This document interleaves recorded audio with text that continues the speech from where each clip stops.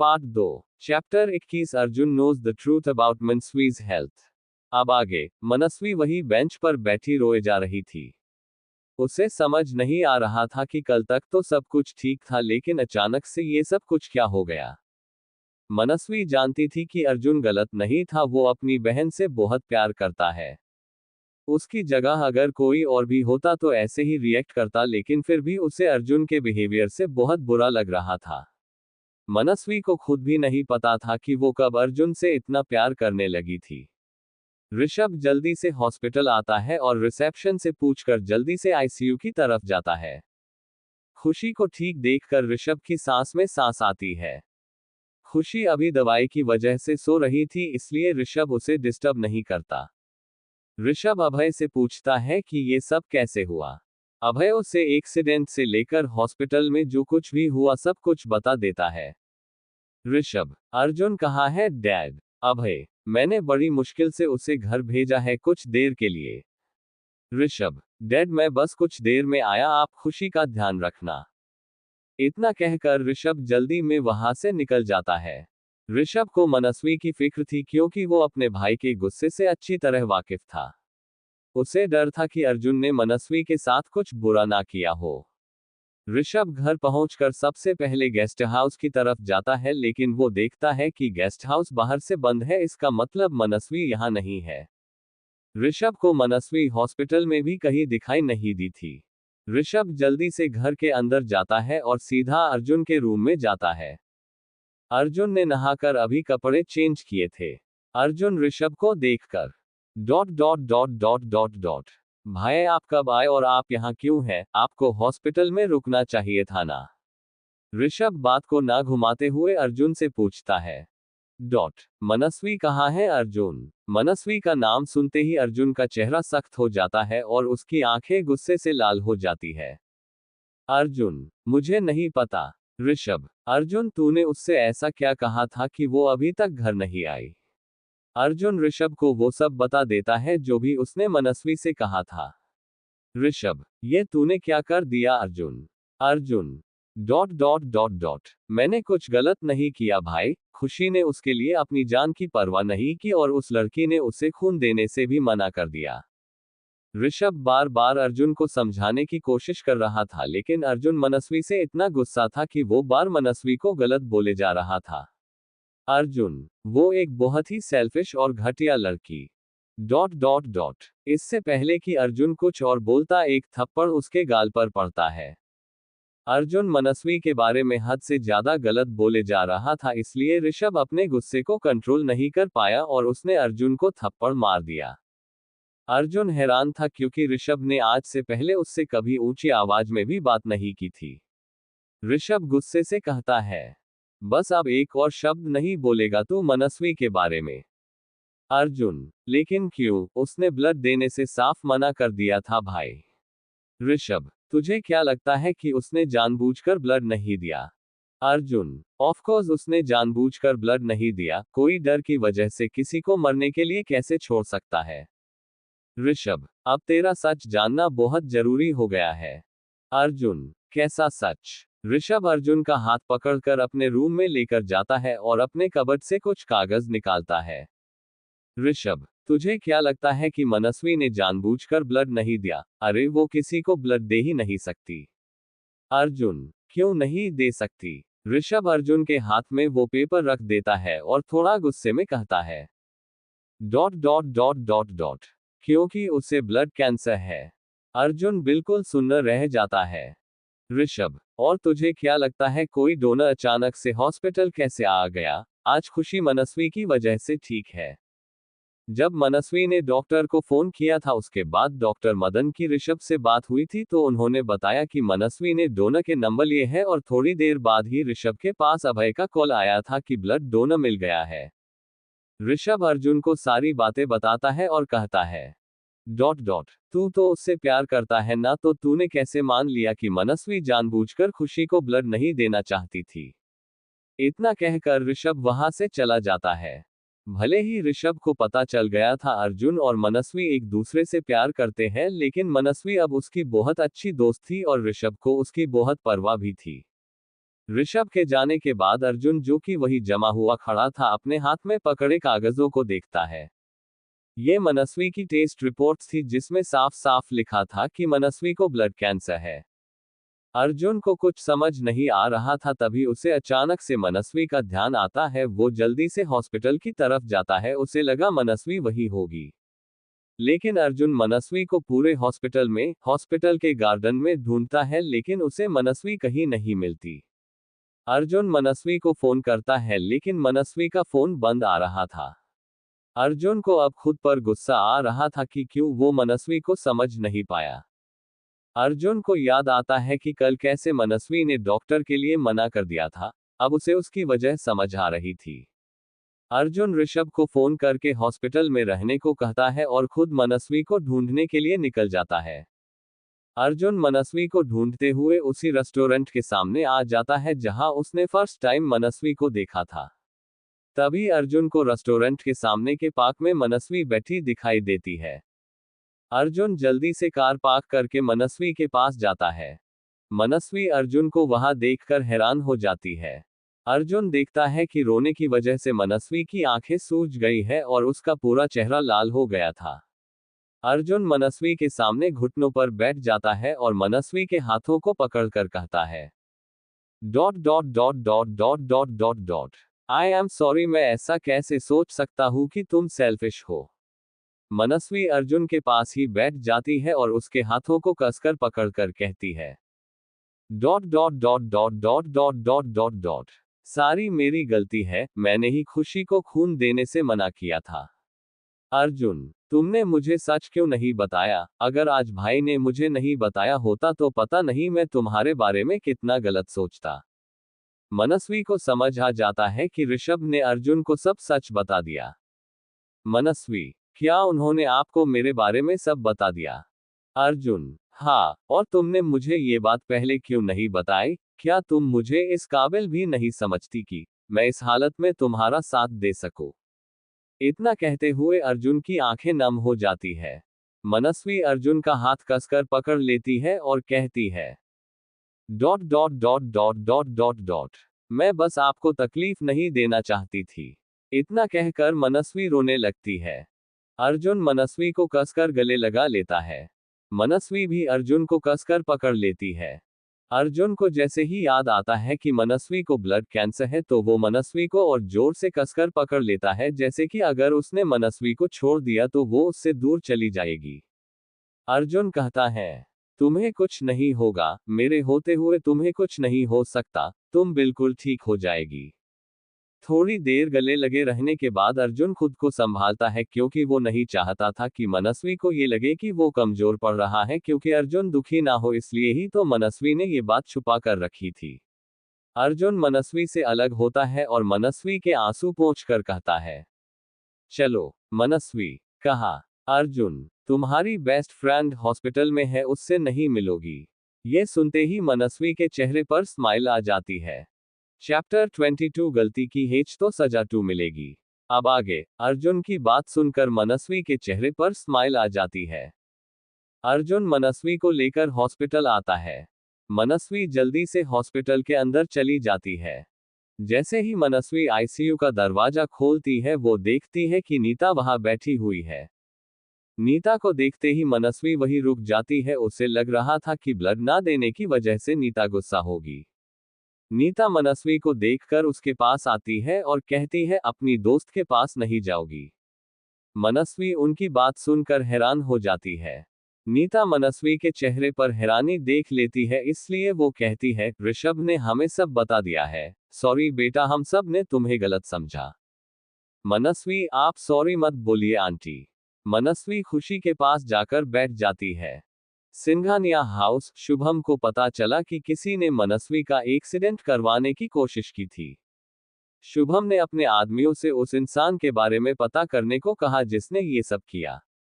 2 घंटे बाद शुभम को पता चल जाता है कि ये सब उसकी मॉम ने करवाया है। गायत्री को रात में प्यास लगती है, लेकिन वो देखती है पानी जग खाली है। गायत्री जग लेकर किचन की तरफ जाती है। गायत्री अभी सीढ़ियों तक ही पहुंची थी कि उसे लगता है उसके पीछे कोई है। जैसे ही गायत्री पीछे मुड़कर देखती है, उसे वहां अंधेरे में कोई दिखाई नहीं देता। जैसे ही वो सामने मुड़ती है, तभी वो देखती है कि शुभम उनके जस्ट सामने खड़ा हुआ है। गायत्री शुभम को अचानक ऐसे देखकर डर गई थी। वो अपने आप को नॉर्मल करते हुए कहती है, ये क्या हरकत है शुभ, तुमने तो मुझे डरा ही दिया। शुभम कहता है, आपने ऐसा क्यों किया मोम, आप जानती हैं ना मैं उससे कितना प्यार करता हूँ, फिर भी आपने उसको मारने का प्लान बनाया। शुभम की बात सुनते ही गायत्री के चेहरे का रंग उड़ जाता है। गायत्री अटकते हुए कहती है, तुम ये क्या कह रहे हो, मैं क्यों किसी को मरवाने की कोशिश करूंगी। अचानक से शुभम के चेहरे के एक्सप्रेशन डार्क हो जाते हैं और वो कहता है, अब गलती की है तो सजा तो मिलेगी। गायत्री इस बात का मतलब समझ पाती उससे पहले ही शुभम उसे सीढ़ियों से नीचे धक्का दे देता है और कहता है, आई एम सॉरी मोम, लेकिन आपने मनस्वी को नुकसान पहुंचाने की कोशिश की, अब गलती की है तो सजा तो मिलेगी ही। हॉस्पिटल में खुशी जाग चुकी थी। मनस्वी खुशी से बात कर रही थी। ऋषभ देखता है कि अर्जुन चुपचाप चेयर पर बैठा कुछ सोच रहा है। ऋषभ अर्जुन के कंधे पर हाथ रखता है और कहता है, क्या सोच रहा है। अर्जुन ऋषभ की तरफ देखता है और उसे गले लगा लेता है। ऋषभ, अर्जुन तू ठीक है ना। अर्जुन मनस्वी के बारे में जानकर बुरी तरह टूट गया था, लेकिन उसने किसी तरह खुद को कंट्रोल किया हुआ था। लेकिन अब जब उसने ऋषभ को खुद के सामने देखा तो अपने इमोशंस कंट्रोल नहीं कर पाया। अर्जुन की आंखों से आंसू बहने लगते हैं। अर्जुन रोते हुए ऋषभ से कहता है, भाई उसके साथ ही क्यों। ऋषभ अर्जुन की सिचुएशन समझ पा रहा था। वो अर्जुन से कहता है, खुद को संभाल अर्जुन, अगर मनस्वी ने तुझे ऐसे देखा तो वो भी टूट जाएगी। अर्जुन भाई, वो तो किसी के बारे में बुरा भी नहीं सोचती, तो फिर उसके साथ ही ऐसा क्यों हो रहा है। ऋषभ, जिंदगी में सब कुछ हमारी मर्जी से तो नहीं होता है अर्जुन, और वो बिल्कुल ठीक हो जाएगी और तुझे उसका साथ देना है, लेकिन उससे पहले तुझे खुद को संभालना होगा। अर्जुन खुद को संभालता है और कहता है, आप ठीक कह रहे हो भाई, वो ठीक हो जाएगी और इस सिचुएशन में मैं उसके साथ हूँ। गायत्री को स्ट्रेचर पर लिटाकर हॉस्पिटल लाया जाता है। उनके सर पर गहरी चोट लगी थी। शुभम भी परेशान सा उनके पीछे आ रहा था। गायत्री को एडमिट किया जाता है। थोड़ी देर बाद मिस्टर सिंघानिया हॉस्पिटल आते हैं और शुभम से पूछते हैं, ये सब कैसे हुआ। शुभम उदास सा चेहरा बनाकर कहता है, पता नहीं डैड, कैसे मोम सीढ़ियों से फिसल कर गिर गई। डॉक्टर आकर बताते हैं कि गायत्री के सर पर चोट लगने की वजह से वो कोमा में चली गई है। ये बात सुनकर शुभम के चेहरे पर कोई एक्सप्रेशन नहीं आते। मिस्टर सिंघानिया गायत्री को देखने के लिए डॉक्टर के साथ चले जाते हैं। शुभम हॉस्पिटल से जाने के लिए जैसे ही मुड़ता है, उसे मनस्वी दिखाई देती है। मनस्वी को देखते ही शुभम उदास चेहरा बनाकर चेयर पर बैठ जाता है।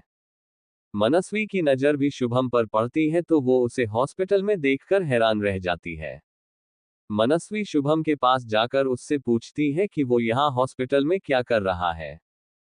शुभम दुखी होने का नाटक करते हुए कहता है, वो मेरी मोम सीढ़ियों से गिरने की वजह से कोमा में चली गई है। शुभम को दुखी देखकर मनस्वी को उसके लिए बुरा लगता है। वो शुभम से कहती है, सब ठीक हो जाएगा। शुभम मगरमच्छ के आंसू बहाते हुए मनस्वी को गले लगा लेता है।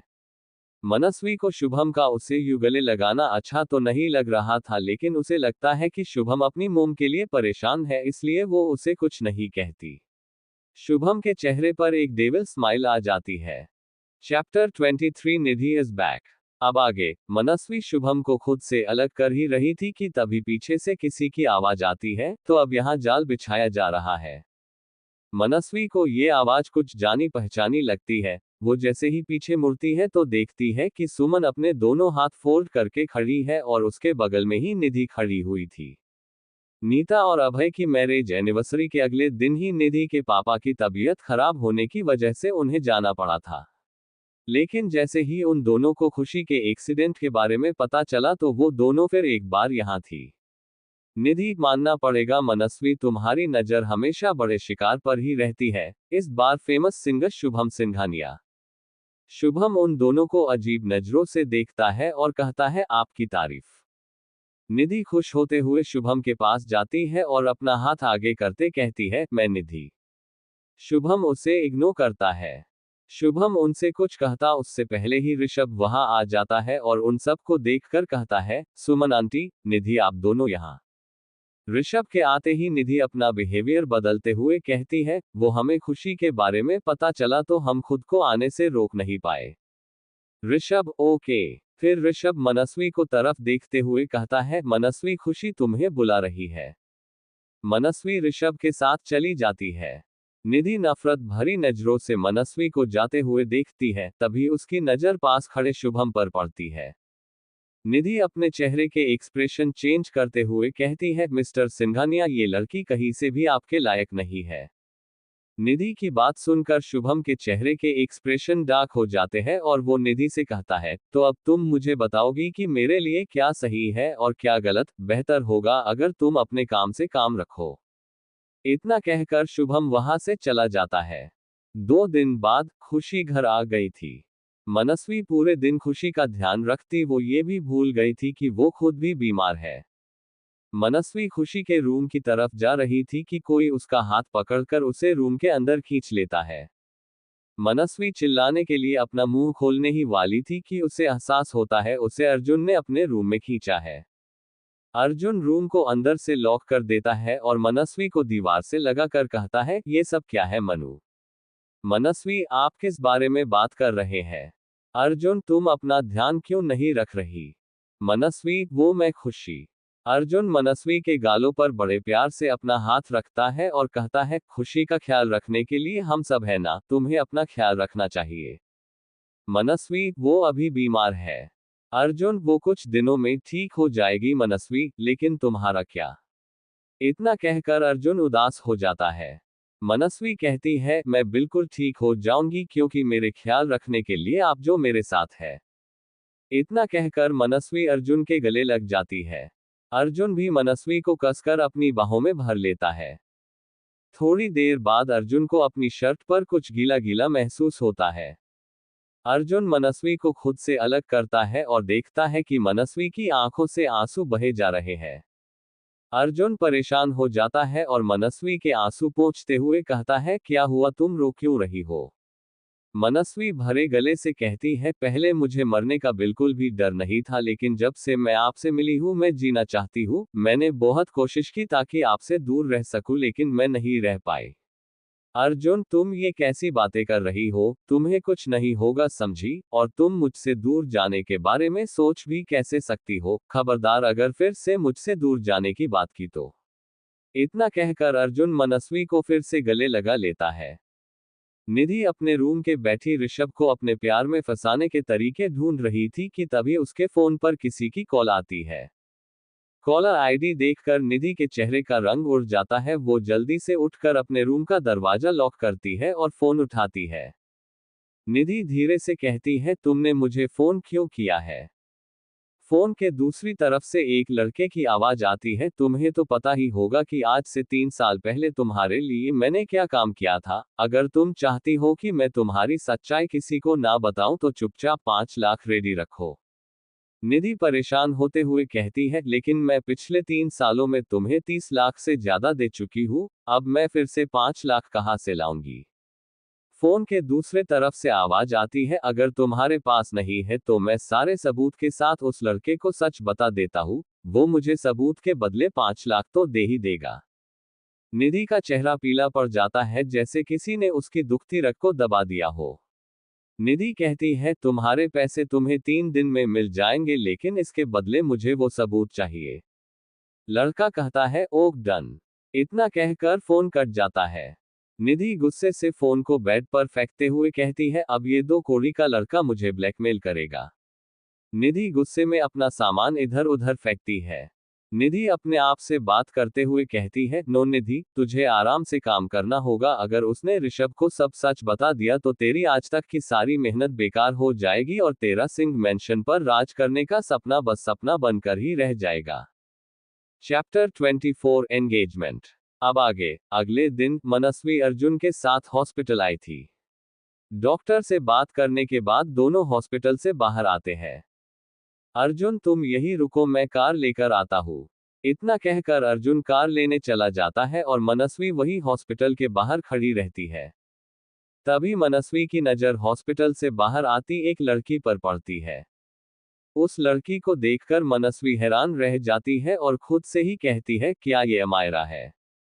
मनस्वी उस तरफ जाती है जिस तरफ वो लड़की गई थी, लेकिन जब तक मनस्वी उस तक पहुंचती वो लड़की कार में बैठकर जा चुकी थी। मनस्वी को लगता है कि शायद ये उसका वहम था, क्योंकि अमायरा तो ऑस्ट्रेलिया में है। मनस्वी ये सब सोच ही रही थी कि तभी अर्जुन कार लेकर आ जाता है और मनस्वी को अंदर बैठने के लिए कहता है।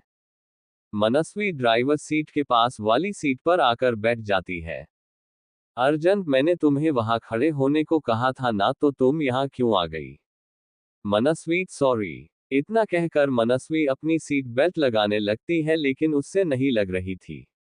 जब काफी देर तक सीट बेल्ट नहीं लगती तो मनस्वी इरिटेट हो जाती है और खुद से कहती है, हद है, इसे भी पता नहीं क्या प्रॉब्लम है, और मुंह बना लेती है। अर्जुन, जो कई देर से मनस्वी की हरकतें देख रहा था, उसे हंसी आ जाती है। मनस्वी अर्जुन को देखकर बिल्कुल शांत हो जाती है और बाहर की तरफ चेहरा घुमा लेती है। अर्जुन मनस्वी की सीट बेल्ट लगाने के लिए उसकी तरफ झुकता है, तभी मनस्वी मुड़ जाती है और अर्जुन के होठ मनस्वी की गर्दन को छू जाते हैं। अपनी गर्दन पर अर्जुन के होठों का एहसास होते ही मनस्वी की पूरी बॉडी में एक सिहरन सी दौड़ जाती है। वो जल्दी से अपना चेहरा घुमा लेती है। अभी जो भी हुआ उसकी वजह से अर्जुन का दिल भी जोरों से धड़क रहा था। अर्जुन जल्दी से सीट बेल्ट लगाता है और पीछे हट जाता है। अर्जुन एक नजर उठाकर मनस्वी को देखता है, जिसका पूरा चेहरा लाल हो रहा है। अर्जुन कार स्टार्ट करता है। मनस्वी बाहर की तरफ देख रही थी, वो अपने दिल की बढ़ चुकी धड़कनों को नॉर्मल करने की कोशिश में लगी हुई थी। अर्जुन मनस्वी के हाथ पर अपना एक हाथ रख देता है। मनस्वी एक बार अर्जुन को देखती है, फिर अपने हाथ को जिसे अर्जुन ने पकड़ा हुआ था। मनस्वी भी अर्जुन के हाथ को कसकर पकड़ लेती है। शाम 6 बजे ऋषभ अपने ऑफिस में बैठा कोई फाइल पढ़ रहा था, तभी अभय वहां आते हैं।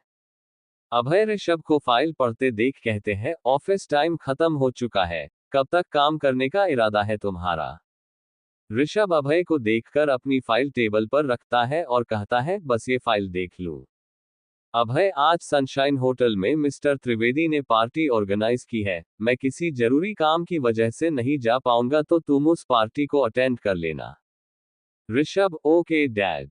7 बजे ऋषभ की कार होटल सनशाइन के सामने आकर रुकती है। ऋषभ कार से बाहर आता है और होटल के अंदर जाता है। भले ही ऋषभ सुबह से ऑफिस में काम कर रहा था, लेकिन उसके चेहरे पर थकावट का नामो निशान भी नहीं था। वो काफी ज्यादा हैंडसम और अट्रैक्टिव लग रहा था। पार्टी में बहुत सारी लड़कियों की नजर ऋषभ पर ही थी। मिस्टर त्रिवेदी पर्सनली आकर ऋषभ का वेलकम करते हैं। थोड़ी देर बाद मिस्टर त्रिवेदी हाथ में माइक लेकर कहते हैं, अटेंशन प्लीज, आज की पार्टी मैंने एक बहुत ही खास मौके के लिए रखी है। आज मेरे बेटे विक्की त्रिवेदी की एंगेजमेंट मेरे सबसे अजीज दोस्त की बेटी से होने जा रही है, तो please welcome Vicky Trivedi and Amaira Rathore. ये नाम सुनते ही ऋषभ अपनी नजरें उठाकर सामने देखता है। एक लड़का जिसने ब्लैक कलर का सूट पहना था, वो एक लड़की का हाथ पकड़कर सीढ़ियों से नीचे आ रहा था। उस लड़की ने महरून कलर का ऑफ शोल्डर गाउन पहना हुआ था, जिससे उसका गोरा रंग निखर कर आ रहा था। ऋषभ उस लड़की को देखकर वही जम जाता है और उसके मुंह से बिल्कुल धीमी आवाज में एक ही शब्द निकलता है, अमायरा। अमायरा किसी और से एंगेजमेंट करने जा रही है, ये सोचकर ही ऋषभ परेशान हो गया। ऋषभ अमायरा की तरफ देखता है। अमायरा के चेहरे पर कोई एक्सप्रेशन नहीं थे, उसे देखकर ये बताना मुश्किल था कि वो खुश या दुखी। अमायरा की नजर भी पार्टी में मौजूद ऋषभ पर पड़ती है। ऋषभ को देखते ही अमायरा की सांसें जैसे थम सी गई, उसकी आंखें नम हो जाती है, लेकिन अमायरा सबके सामने अपनी फीलिंग्स को छुपा लेती है और मुंह फेर लेती है। मिसेज त्रिवेदी अमायरा और विक्की को रिंग एक्सचेंज करने के लिए कहती है। विक्की अमायरा को रिंग पहना देता है। ऋषभ का दिल कर रहा था कि वो अभी जाकर ये सगाई रोक दे, लेकिन तभी उसे 3 साल पहले की बात याद आती है, अमायरा का उससे झूठ बोलना और ऋषभ का उसे छोड़कर चले जाना। ऋषभ को लगता है कि अमायरा अपनी लाइफ में मूव ऑन कर चुकी है। अमायरा ऋषभ की तरफ देख रही थी, शायद इस उम्मीद में कि ऋषभ आकर ये सब रोक देगा। जब मिसेज त्रिवेदी उसे फिर से रिंग पहनाने के लिए कहती है तो अमायरा अपनी नजरें ऋषभ से हटाती है और विक्की को रिंग पहना देती है। सब लोग क्लैपिंग करते हैं। अमायरा अपने हाथ में पहनी उस डायमंड की बनी एंगेजमेंट रिंग को देखती है। उस रिंग को देखकर अमायरा घुटन महसूस कर रही थी। Chapter 25 I need you. अब आगे, अमायरा को ये रिंग किसी बोझ के जैसे लग रही थी। लेकिन फिर भी अमायरा ने अपने चेहरे पर एक झूठी मुस्कान बना रखी थी। विक्की अमायरा से कहता है, चलो डांस करते हैं। अमायरा का डांस करने का बिल्कुल भी मन नहीं था, लेकिन फिर भी वो उसे हाँ कर देती है। विक्की अमायरा का हाथ पकड़कर उसे डांस फ्लो पर लेकर आता है और अमायरा के साथ कपल डांस करने लगता है। ऋषभ देखता है कि विक्की ने अमायरा की कमर को पकड़ रखा है तो ऋषभ को गुस्सा आने लगता है। वो बार काउंटर की तरफ जाता है और ड्रिंक करने लगता है। जब तक विक्की और अमायरा का डांस खत्म होता है, ऋषभ 4 पैक पी चुका होता है। अमायरा देखती है कि ऋषभ बार काउंटर पर बैठा हुआ है और ड्रिंक किए जा रहा है। अमायरा जानती थी कि ऋषभ ड्रिंक नहीं करता क्योंकि उसे काफी जल्दी नशा हो जाता है। ऋषभ की आंखें ड्रिंक करने की वजह से लाल हो चुकी थी। अमायरा को ऋषभ के लिए फिक्र होने लगी थी। अमायरा ऋषभ की तरफ जा रही होती है कि तभी विक्की उसके पास आ जाता है। ऋषभ जब अमायरा और विक्की को साथ देखता है तो गुस्से से बाहर की तरफ चला जाता है। अमायरा ने ऋषभ को जाते हुए देख लिया था तो वो भी विक्की को एक्सक्यूज देकर बाहर चली जाती है। अमायरा बाहर आकर देखती है कि ऋषभ वही गार्डन में बैठा हुआ है और उसके एक हाथ से खून निकल रहा है। ऋषभ ने जब अमायरा को किसी और के साथ देखा तो उसने अपने हाथ में पकड़े ग्लास को तोड़ दिया था। अमायरा जल्दी से ऋषभ के पास जाती है और उसका हाथ पकड़कर कहती है, ये क्या पागलपन है ऋषभ। ऋषभ जैसे ही अमायरा को देखता है उसे झट से गले लगा लेता है। अमायरा को ऋषभ की बाहों में एक सुकून महसूस होता है, लेकिन तभी उसे याद आता है कि ऋषभ ने उसका यकीन नहीं किया था। अमायरा ऋषभ को खुद से दूर कर देती है। ऋषभ नशे की वजह से खुद को संभाल नहीं पाता और नीचे गिर जाता है। अमायरा भले ही ऋषभ से नाराज थी, लेकिन वो उससे अभी भी प्यार करती थी। अमायरा पहले विक्की को मैसेज करती है कि उसका सर दर्द कर रहा है, इसलिए वो घर जा रही है। उसके बाद वो ऋषभ को सहारा देकर उठाती है और उसी होटल के एक रूम में ले जाती है। अमायरा ऋषभ के हाथ पर पट्टी करती है और ऋषभ को उस रूम में छोड़कर जाने लगती है, लेकिन तभी ऋषभ उसका हाथ पकड़ लेता है। ऋषभ अमायरा को अपने पास खींचता है और कहता है, मुझे छोड़कर मत जाओ अमायरा, आई नीड यू। इतना कहकर ऋषभ अपनी गर्दन झुकाकर अमायरा के होठों पर अपने होठ रख देता है। अमायरा की आंखें हैरानी से बड़ी हो जाती है, लेकिन वो ऋषभ को खुद से दूर नहीं करती।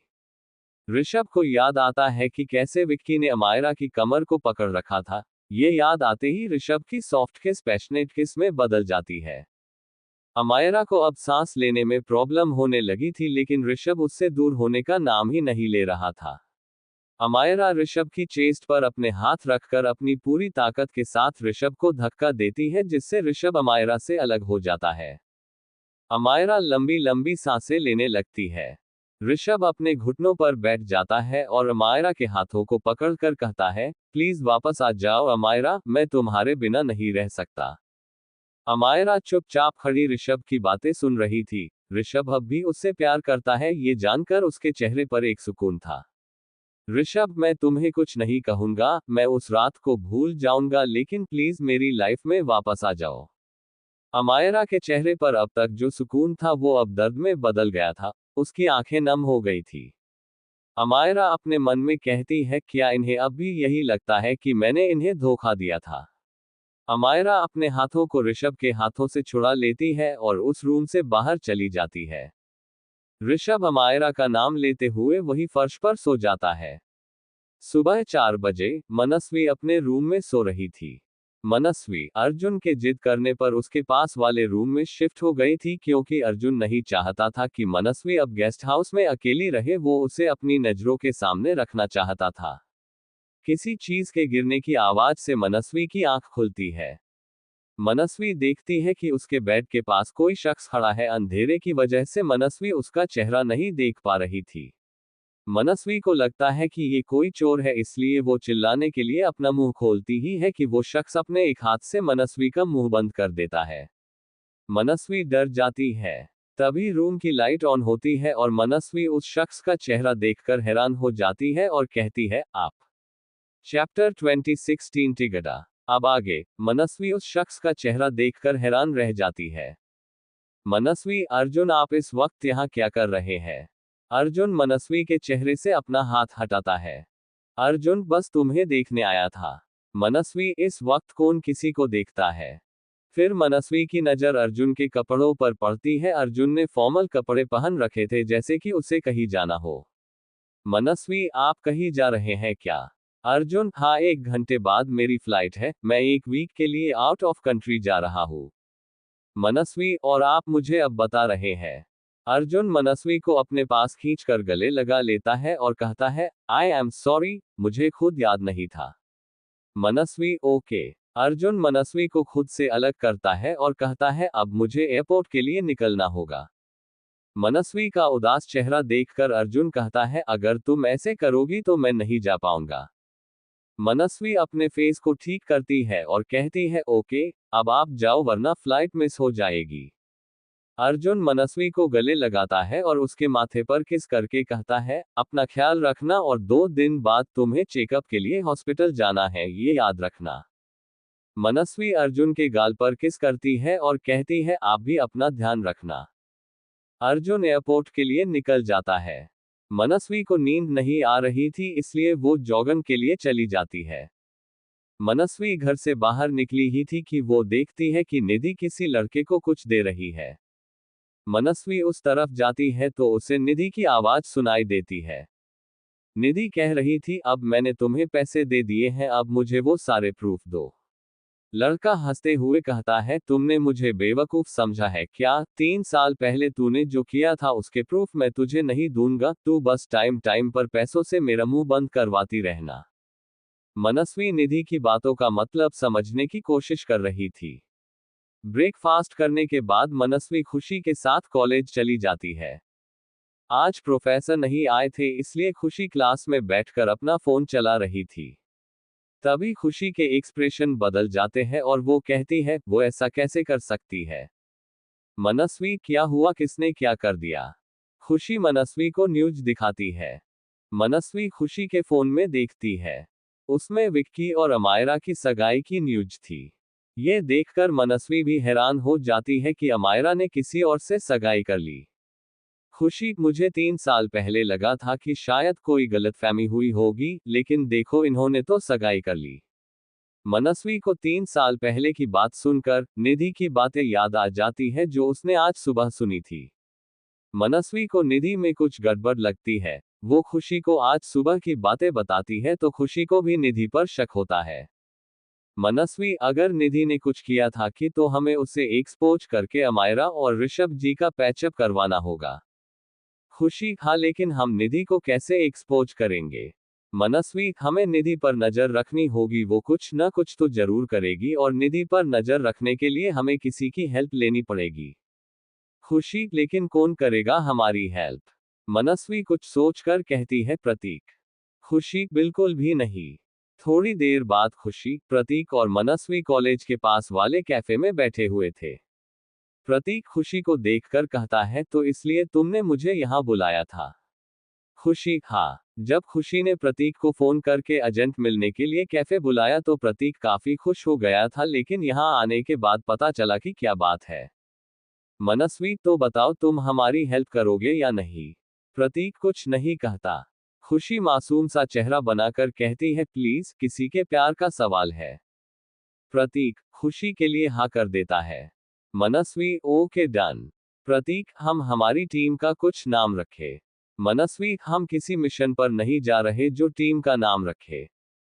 खुशी, क्या प्रॉब्लम है, रख लेना। मनस्वी, ठीक है, तो बताओ क्या नाम रखे? प्रतीक, हम 3 लोग हैं तो 3 तिगाड़ा। मनस्वी, ओके, अब ये बताओ हम कैसे उनका पैचअप करवाए?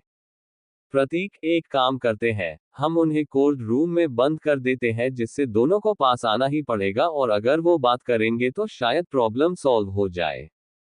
खुशी, तुम पागल हो क्या? हमें उन दोनों को साथ लाना है, ना कि उनको बर्फ में जमाना है।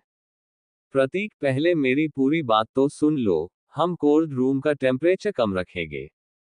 मनस्वी, आइडिया बुरा नहीं है। वो तीनों साथ बैठकर प्लान बनाते हैं। इसके बाद मनस्वी और खुशी घर चली जाती है और प्रतीक अपने आदमियों को निधि पर नजर रखने को कहता है। ऋषभ की आंख दोपहर के 12 बजे खुलती है। उसके सर में अभी भी थोड़ा दर्द था। ऋषभ अपने आसपास देखता है तो उसे एहसास होता है कि वो अपने रूम में नहीं है। ऋषभ के सामने कल रात की सारी बातें एक एक कर आने लगती है। ऋषभ अपना सर पकड़कर कहता है, क्या करूं मैं? क्रमश। Chapter 27, Rishabh Amaira in cold room. अब आगे।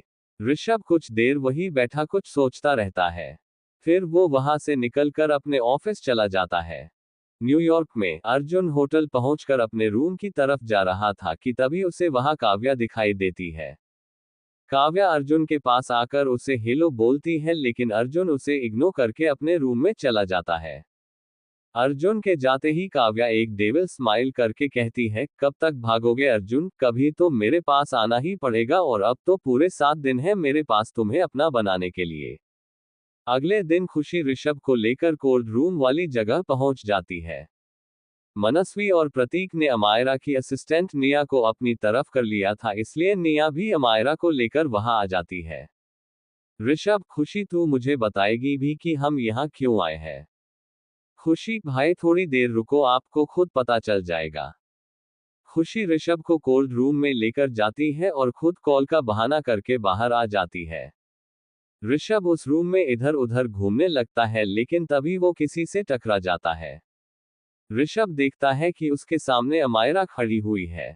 अमायरा ऋषभ को देखते ही रूम से बाहर जाने के लिए दरवाजे के पास आती है, लेकिन वो देखती है कि दरवाजा किसी ने बाहर से बंद कर दिया है। ऋषभ भी दरवाजे के पास आ जाता है। ऋषभ, अमायरा तुम यहाँ क्या कर रही हो? अमायरा, मेरी असिस्टेंट मुझे यहाँ लेकर आई थी। ऋषभ कॉल करने के लिए अपना फोन निकलता है, लेकिन वो देखता है उसके फोन में नेटवर्क नहीं आ रहे। ऋषभ दरवाजे के पास जाकर उसे खोलने की कोशिश करता है, लेकिन दरवाजा तो बाहर से बंद था। दोनों वही दरवाजे के पास बैठ जाते हैं।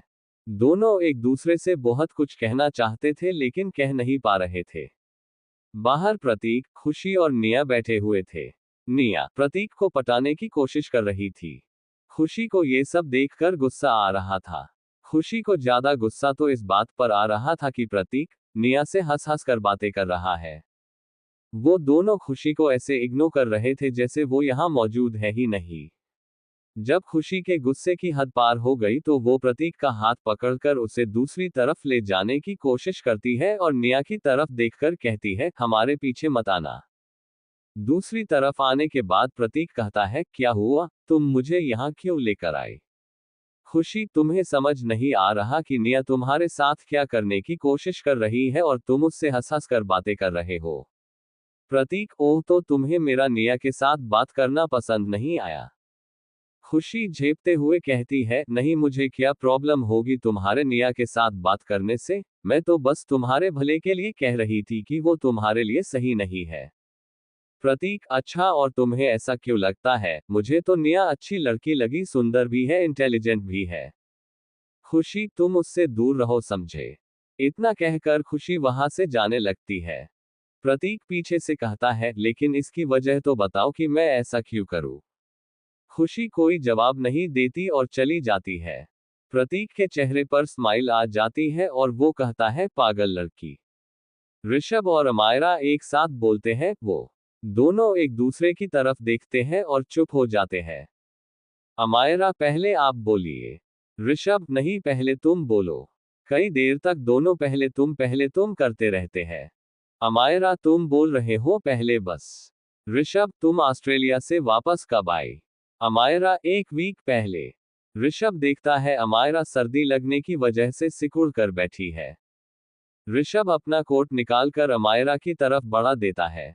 अमायरा, इसकी कोई जरूरत नहीं है। ऋषभ बिना कुछ कहे अमायरा को कोट से कवर कर देता है। रूम का टेम्परेचर कम ही होता जा रहा था।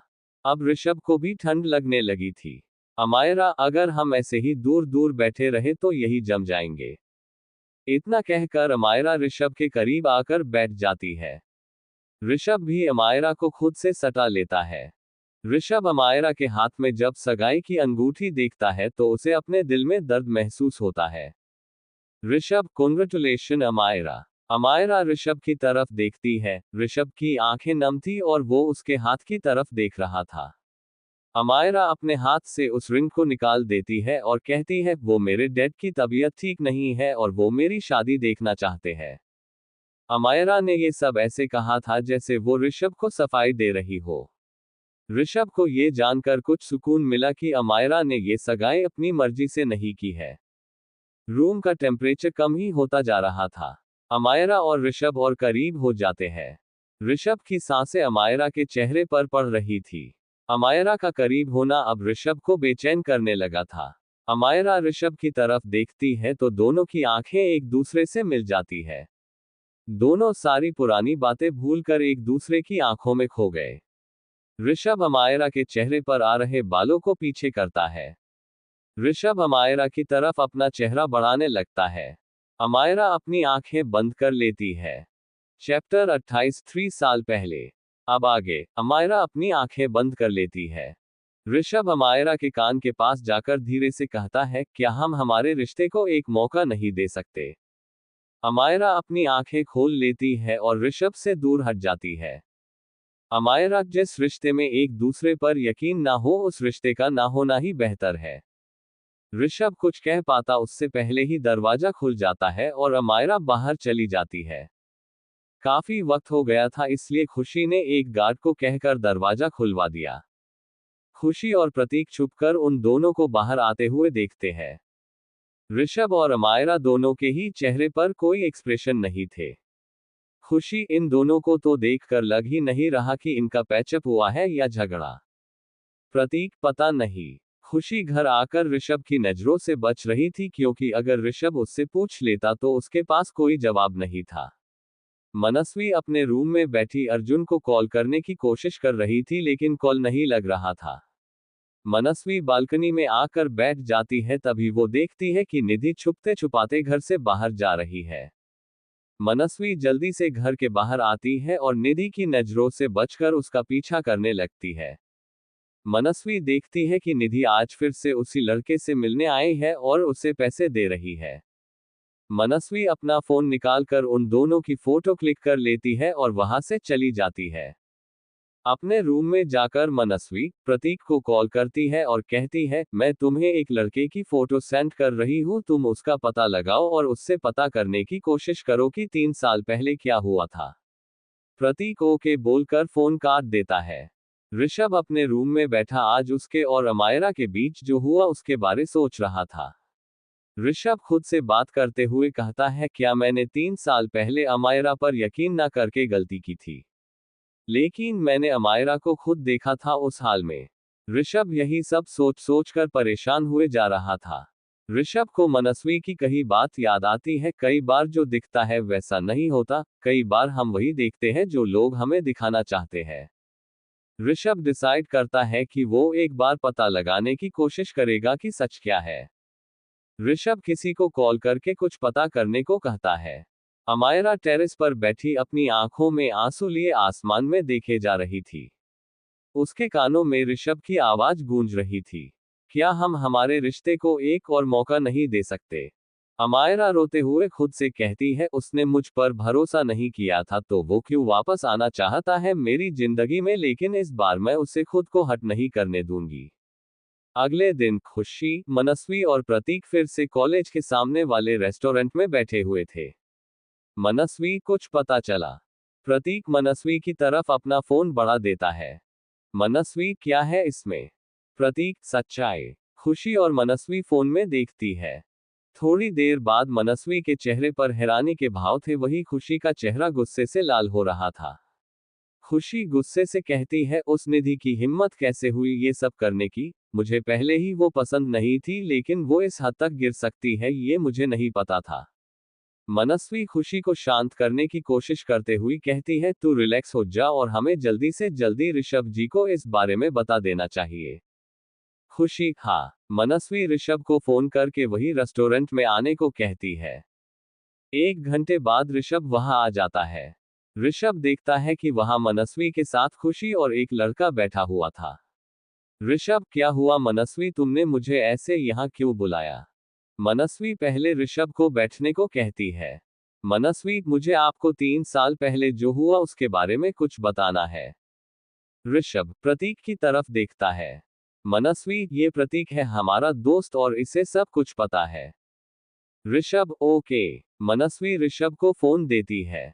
ऋषभ देखता है कि वीडियो में वही लड़का था जिसको ऋषभ ने 3 साल पहले अमायरा के साथ देखा था। ऋषभ देखता है कि उस लड़के ने बताया था कि 3 साल पहले क्या हुआ था। फ्लैशबैक, जब निधि को पता चला कि ऋषभ अमायरा से प्यार करता है तो उसने अमायरा से करीबी बढ़ाना शुरू कर दिया और अमायरा की दोस्त बन गई। अमायरा निधि को अपनी अच्छी दोस्त समझती थी, उसे निधि का असली रंग भी नहीं पता था। जिस दिन ऋषभ का बर्थडे था उस दिन अमायरा तैयार होकर ऋषभ के घर आती है। अमायरा ऋषभ के घर के बाहर पहुंची ही थी कि तभी उसके पास निधि का कॉल आता है। निधि अमायरा से कहती है, प्लीज मेरी हेल्प करो अमायरा, वरना मैं मर जाऊंगी। अमायरा को निधि के लिए टेंशन होने लगती है और वो निधि से पूछती है, क्या हुआ, तुम ठीक तो हो ना? तुम मुझे अपना एड्रेस सेंड करो, मैं अभी वहां आती हूँ। थोड़ी देर बाद ही अमायरा निधि के भेजे गए पते पर पहुंच जाती है। वहां जाकर अमायरा देखती है कि निधि चुपचाप वहां बैठी रो रही है। अमायरा जल्दी से जाकर निधि को गले लगा लेती है। अमायरा निधि से कुछ पूछती उससे पहले ही उसे अपनी गर्दन में दर्द महसूस होता है। अमायरा निधि को धक्का देती है और पूछती है, ये तुमने क्या किया निधि? निधि के चेहरे पर एक डेविल स्माइल आ जाती है। वो कहती है, मैंने तुम्हें ड्रग्स दिए हैं। अमायरा को चक्कर आने लगते हैं। वो खुद को संभालते हुए कहती है, तुमने ये क्यों किया निधि, हम तो दोस्त हैं ना? निधि के चेहरे के एक्सप्रेशन चेंज हो जाते हैं और वो गुस्से से कहती है, फ्रेंड माय फूट, मैंने तुमसे हमेशा नफरत की है। अमायरा लड़खड़ाती हुई आवाज में कहती है, मैंने तुम्हारा क्या बिगाड़ा है? निधि गुस्से से अमायरा के चेहरे को पकड़कर कहती है, तुमने क्या बिगाड़ा है मेरा? तुमने मुझसे मेरे ऋषभ को छीन लिया। अमायरा ऋषभ का नाम सुनकर हैरान रह जाती है।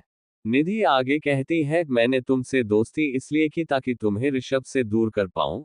अब थोड़ी देर बाद तुम पूरी तरह नशे में हो जाओगी, और जब ऋषभ तुम्हें किसी और लड़के के साथ सोते हुए देखेगा तो उसका दिल टूट जाएगा, फिर मैं उसे रोने के लिए अपना कंधा दूंगी और उसे अपना बना लूंगी। अमायरा वही बेहोश होकर गिर जाती है। निधि अमायरा के फोन से ऋषभ को मैसेज करती है कि मेरी तबीयत खराब है इसलिए मैं नहीं आ पाऊंगी। अगली सुबह जब अमायरा की आंख खुली तो उसके शरीर पर सिर्फ एक चादर थी और उसके सामने ऋषभ खड़ा हुआ था। अमायरा ऋषभ को सब कुछ समझाने की कोशिश करती है लेकिन ऋषभ उसकी एक भी बात नहीं सुनता और उसे वही छोड़कर चला जाता है। अमायरा बुरी तरह टूट गई थी। फ्लैशबैक एंड चैप्टर 29 ऋषभ का गिल्ट।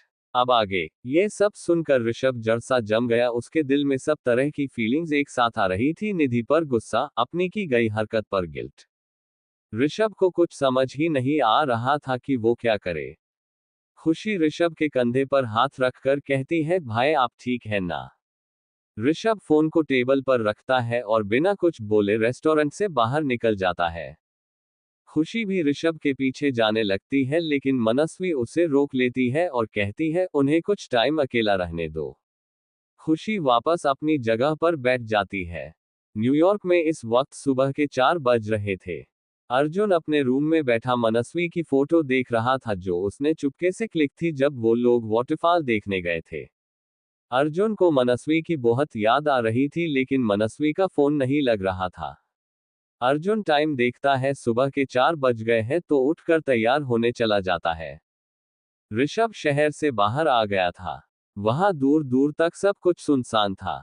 ऋषभ कार से बाहर आता है और जमीन पर घुटनों के बल बैठकर रोने लगता है। ऋषभ को खुद पर हद से ज्यादा गुस्सा आ रहा था कि कैसे उसने अपने प्यार अपनी अमायरा पर यकीन नहीं किया था।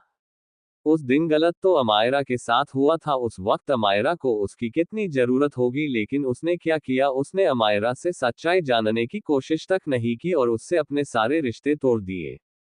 ऋषभ शाम होने तक वही बैठा रहता है।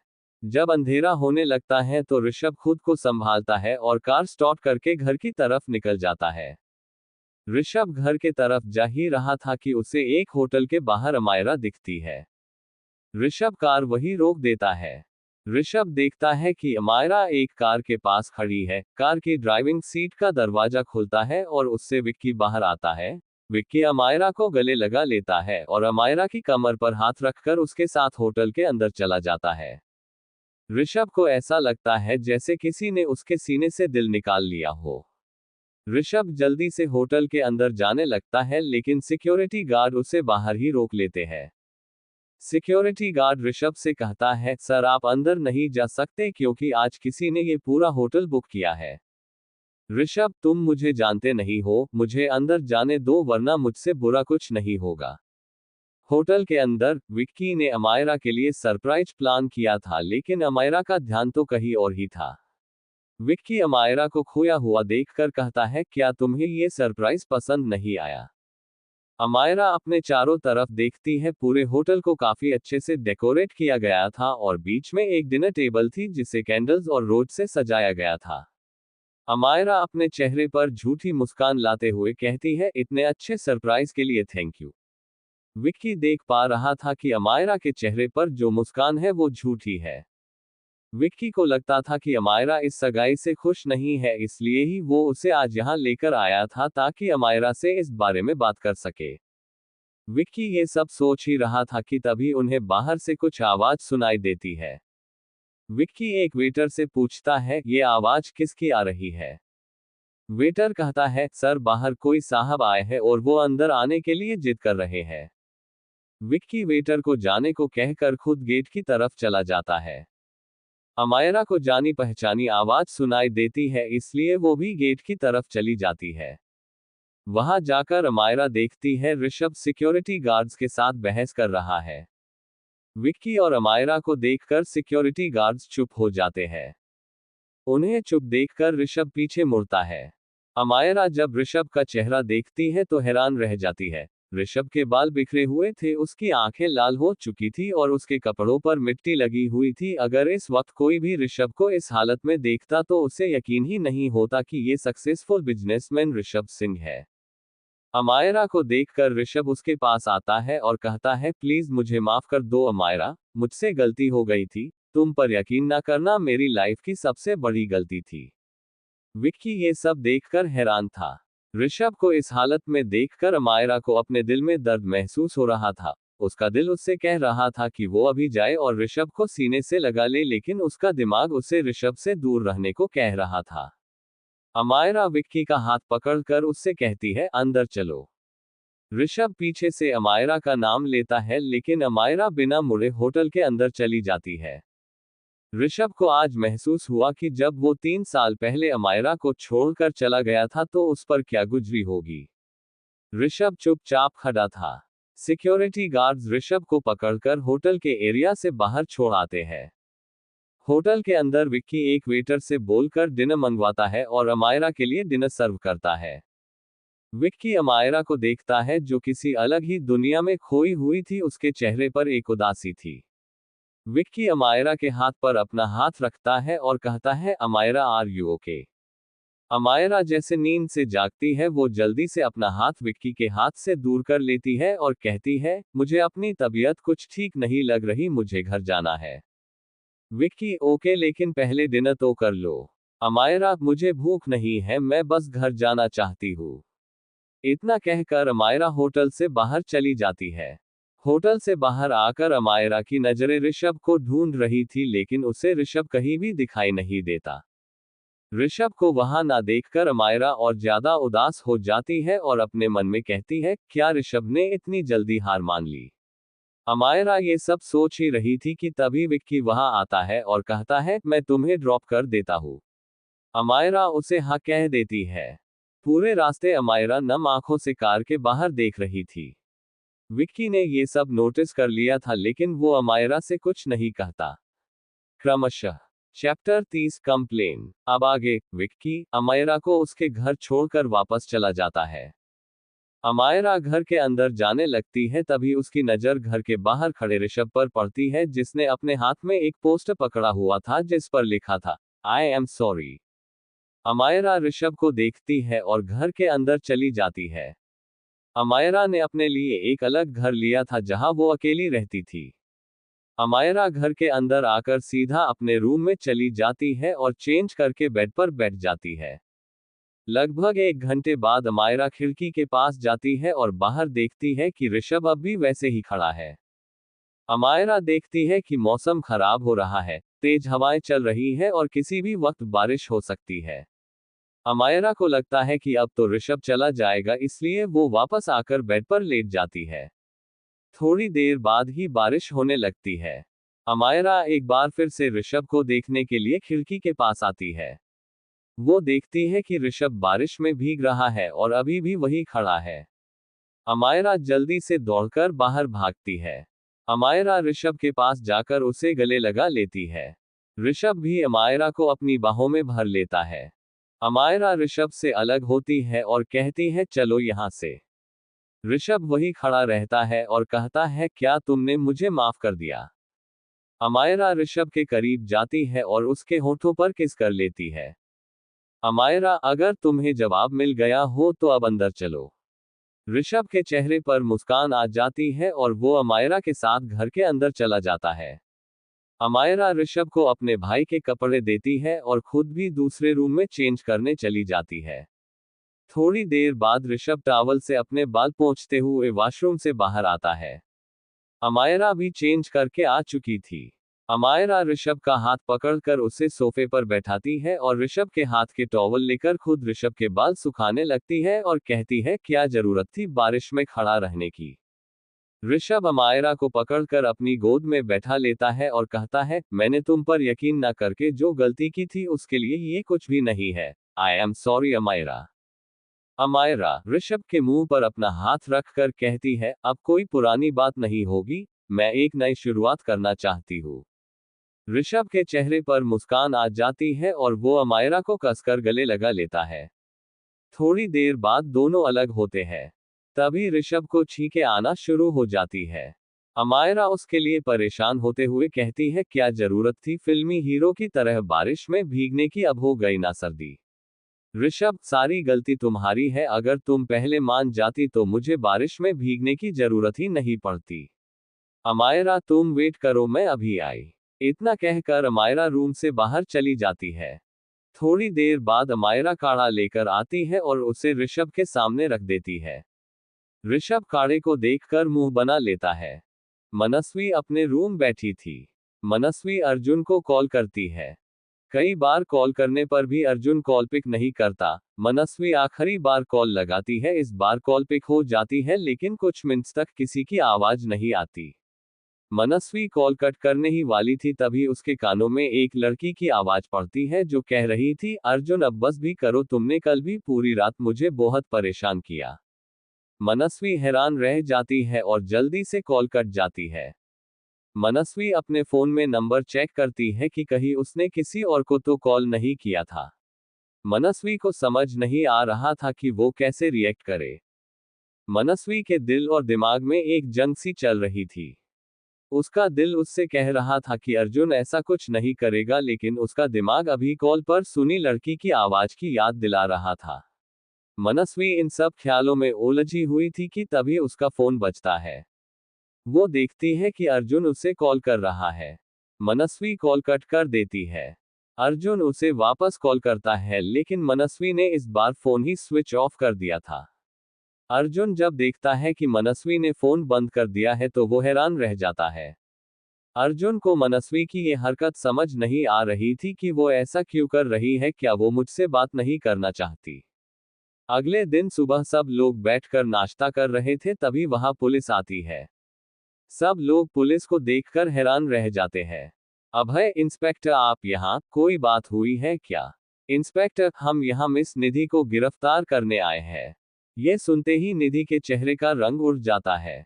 सुमन, इंस्पेक्टर आपको कोई गलतफहमी हुई होगी, मेरी बेटी ने ऐसा कुछ नहीं किया जिसके लिए उसे जेल जाना पड़े।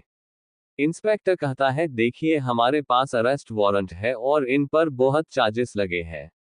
सुमन, किसने की है मेरी बेटी के खिलाफ कंप्लेन? तभी दरवाजे की तरफ से किसी की आवाज आती है, मैंने की है निधि के खिलाफ कंप्लेन। सब लोग आवाज सुनकर दरवाजे की तरफ देखते हैं तो हैरान रह जाते हैं। ऋषभ अमायरा के साथ खड़ा था और उसने अमायरा का हाथ पकड़ा हुआ था।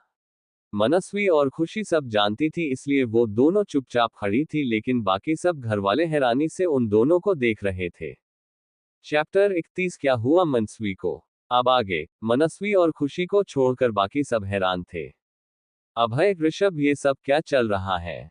ऋषभ एक नजर अमायरा को देखता है। अमायरा अपनी गर्दन में हाँ में हिला देती है। उसके बाद ऋषभ सबको सारी बातें बता देता है। नीता और अभय ये सब कुछ जानकर शौक थे कि निधि इतनी घटिया हरकत कैसे कर सकती है, और वो लोग इतने सालों से अमायरा को कोसते आ रहे थे। इंस्पेक्टर, हमें मिस निधि को अरेस्ट करना होगा। सुमन नीता के पास जाकर कहती है, वो मेरी बेटी को नहीं ले जा सकते, आप उन्हें रोक दो। नीता, निधि इसी के लायक है। एक लेडी कांस्टेबल आकर निधि को हथकड़ी पहनाने लगती है, लेकिन तभी निधि उसे धक्का देकर फ्रूट्स के साथ रखे चाकू को उठा लेती है और उसे मनस्वी की गर्दन पर रख देती है। ये सब इतनी जल्दी हुआ कि किसी को कुछ समझने का मौका ही नहीं मिला।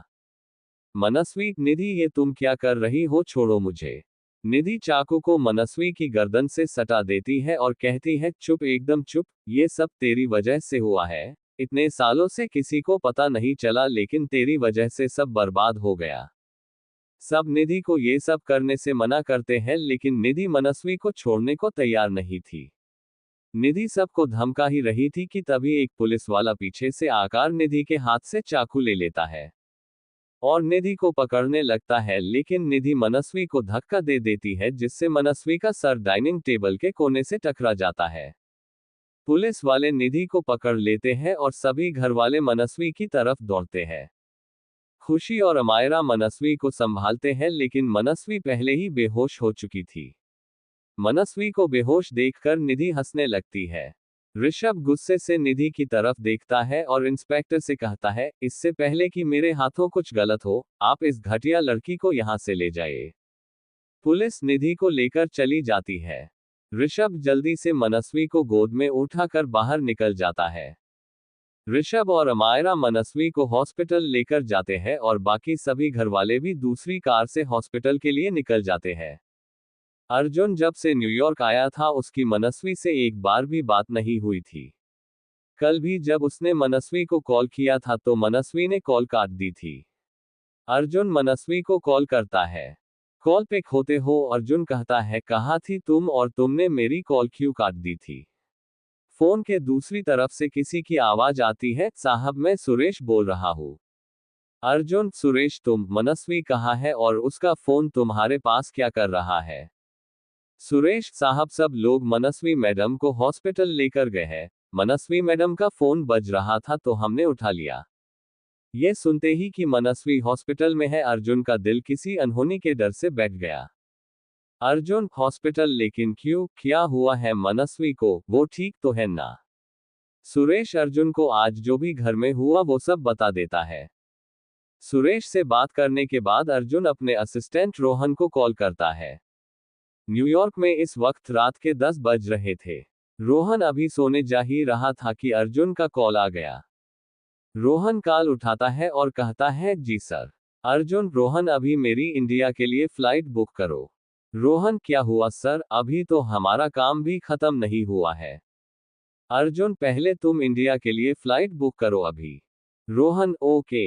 हॉस्पिटल में ऋषभ ने डॉक्टर को मनस्वी की हेल्थ कंडीशन के बारे में बता दिया था। थोड़ी देर मनस्वी को चेक करने के बाद डॉक्टर बाहर आते हैं और कहते हैं, घबराने की कोई बात नहीं है, वो बिल्कुल ठीक है, सर में चोट लगने की वजह से बेहोश हो गई थी। मनस्वी के ठीक होने की बात सुनकर सब घरवाले चैन की सांस लेते हैं। डॉक्टर, थोड़ी देर बाद आप लोग उनसे मिल सकते हैं और कल उन्हें घर भी ले जा सकते हैं। ऋषभ बाकी सब घरवालों को भेज देता है। अब हॉस्पिटल में सिर्फ खुशी, ऋषभ और अमायरा थे। रात के 12 बजे अर्जुन हॉस्पिटल में पहुंचता है। अर्जुन रिसेप्शन से मनस्वी के बारे में पूछकर उसके वार्ड की तरफ चला जाता है। वार्ड के बाहर ऋषभ बैठा हुआ था। ऋषभ अर्जुन को यहाँ देखकर हैरान रह जाता है। अर्जुन ने नाइटवेयर पहने हुए थे। ऋषभ, तू यहाँ इस हालत में क्या कर रहा है? तू तो एक वीक के लिए न्यूयॉर्क गया था ना? अर्जुन, भाई मनस्वी कहाँ है? वो ठीक तो है ना? ऋषभ, वो ठीक है, लेकिन तुझे कैसे पता चला? अर्जुन, मैंने घर पर फोन किया था तो मुझे सुरेश से सब पता चला। ऋषभ, मनस्वी बिल्कुल ठीक है, घबराने की कोई बात नहीं है। अर्जुन, कहाँ है वो? ऋषभ अर्जुन को वार्ड में लेकर जाता है जहां पर खुशी और अमायरा बैठी मनस्वी से बातें कर रही थी। मनस्वी के सर पर पट्टी बंधी हुई थी। अर्जुन जल्दी से जाकर मनस्वी को गले लगा लेता है। खुशी और अमायरा अर्जुन को देखकर हैरान थी। ऋषभ उन दोनों को बाहर जाने का इशारा करता है। वो तीनों वार्ड से बाहर चले जाते हैं। अब वहां सिर्फ अर्जुन और मनस्वी थे। मनस्वी इस वक्त अर्जुन को यहाँ देखकर हैरान भी थी और खुश भी। अर्जुन मनस्वी से अलग होता है और उसके माथे पर किस करके कहता है, थैंक गॉड तुम ठीक हो। मनस्वी अर्जुन का हाथ पकड़कर कहती है, आप कब आए और इस हालत में? अर्जुन, जब मुझे पता चला कि तुम हॉस्पिटल में हो तो मैं खुद को आने से रोक नहीं पाया। अर्जुन की बात सुनकर मनस्वी उसे गले से लगा लेती है और कहती है, आई लव यू। अर्जुन भी मनस्वी को कसकर गले लगाते हुए कहता है, लव यू टू जान। अर्जुन, लेकिन ये सब हुआ कैसे? निधि ने ऐसा क्यों किया? मनस्वी अर्जुन को सब कुछ बता देती है जो कुछ भी पिछले दिनों हुआ। अर्जुन ये सब जानकर हैरान था कि निधि ने ये सब किया और वो सब अमायरा को गलत समझ रहे थे। अर्जुन, तुमने कल मेरा फोन को क्यों काट दिया? फोन का नाम सुनते ही मनस्वी को उस लड़की की बात याद आ जाती है जो उसने कॉल पर सुनी थी। मनस्वी अर्जुन से अलग हो जाती है। क्रमश चैप्टर 32 गैल्टफेमी। अब आगे मनस्वी अर्जुन से अलग हो जाती है। अर्जुन को मनस्वी का यूं खुद से दूर होना पसंद नहीं आता। अर्जुन मनस्वी को अपने करीब करते हुए फिर से गले लगा लेता है। लेकिन मनस्वी अर्जुन से अलग होते हुए कहती है, मुझे नींद आ रही है। और इतना कहकर अपना चेहरा दूसरी तरफ करके सो जाती है। अर्जुन मनस्वी के ऐसे बिहेव से परेशान हो गया। अर्जुन वहां लगे सोफे पर बैठ जाता है। अर्जुन को समझ नहीं आ रहा था कि मनस्वी ऐसा क्यों कर रही है। वही मनस्वी अपना चेहरा दूसरी तरफ किए लेटी हुई थी। मनस्वी की आंखें बंद थी लेकिन उसकी आंखों से आंसू लुढ़क कर उसके गालों पर आ रहे थे। मनस्वी को कभी प्यार नहीं मिला था। जब उसे पता चला था कि अर्जुन उससे प्यार करता है तब भी उसे बड़ी मुश्किल से यकीन हुआ था कि कोई उससे इतना प्यार भी कर सकता है। लेकिन जब कल रात उसने फोन पर उस लड़की की आवाज सुनी तो वो समझ नहीं पा रही थी कि उसे क्या करना चाहिए। उसके दिल को अर्जुन पर अपने प्यार पर पूरा यकीन था कि अर्जुन उसके साथ कुछ गलत नहीं करेगा। लेकिन उसका दिमाग उससे कह रहा था कि जब तुझे तेरे परिवार ने प्यार नहीं किया तो अर्जुन क्यों करेगा। मनस्वी अजीब कश्मकश में फंसी थी। मनस्वी बेड पर बैठ जाती है। वो देखती है कि अर्जुन अपनी आंखें बंद करके सोफे पर लेटा हुआ है।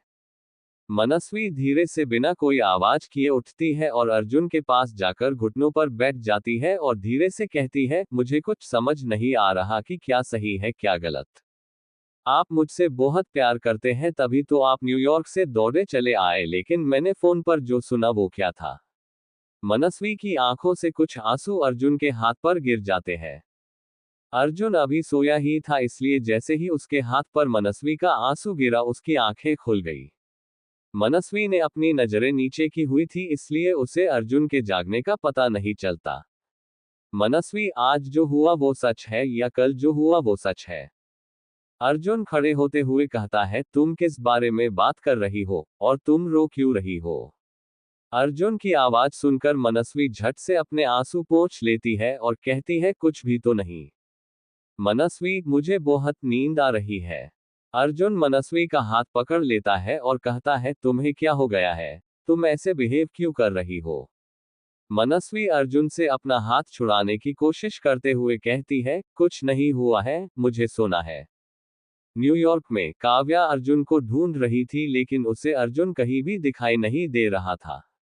काव्या रिसेप्शन पर जाकर अर्जुन के बारे में पूछती है तो उसे पता चलता है कि अर्जुन ने कल रात ही होटल से चेकआउट कर लिया था।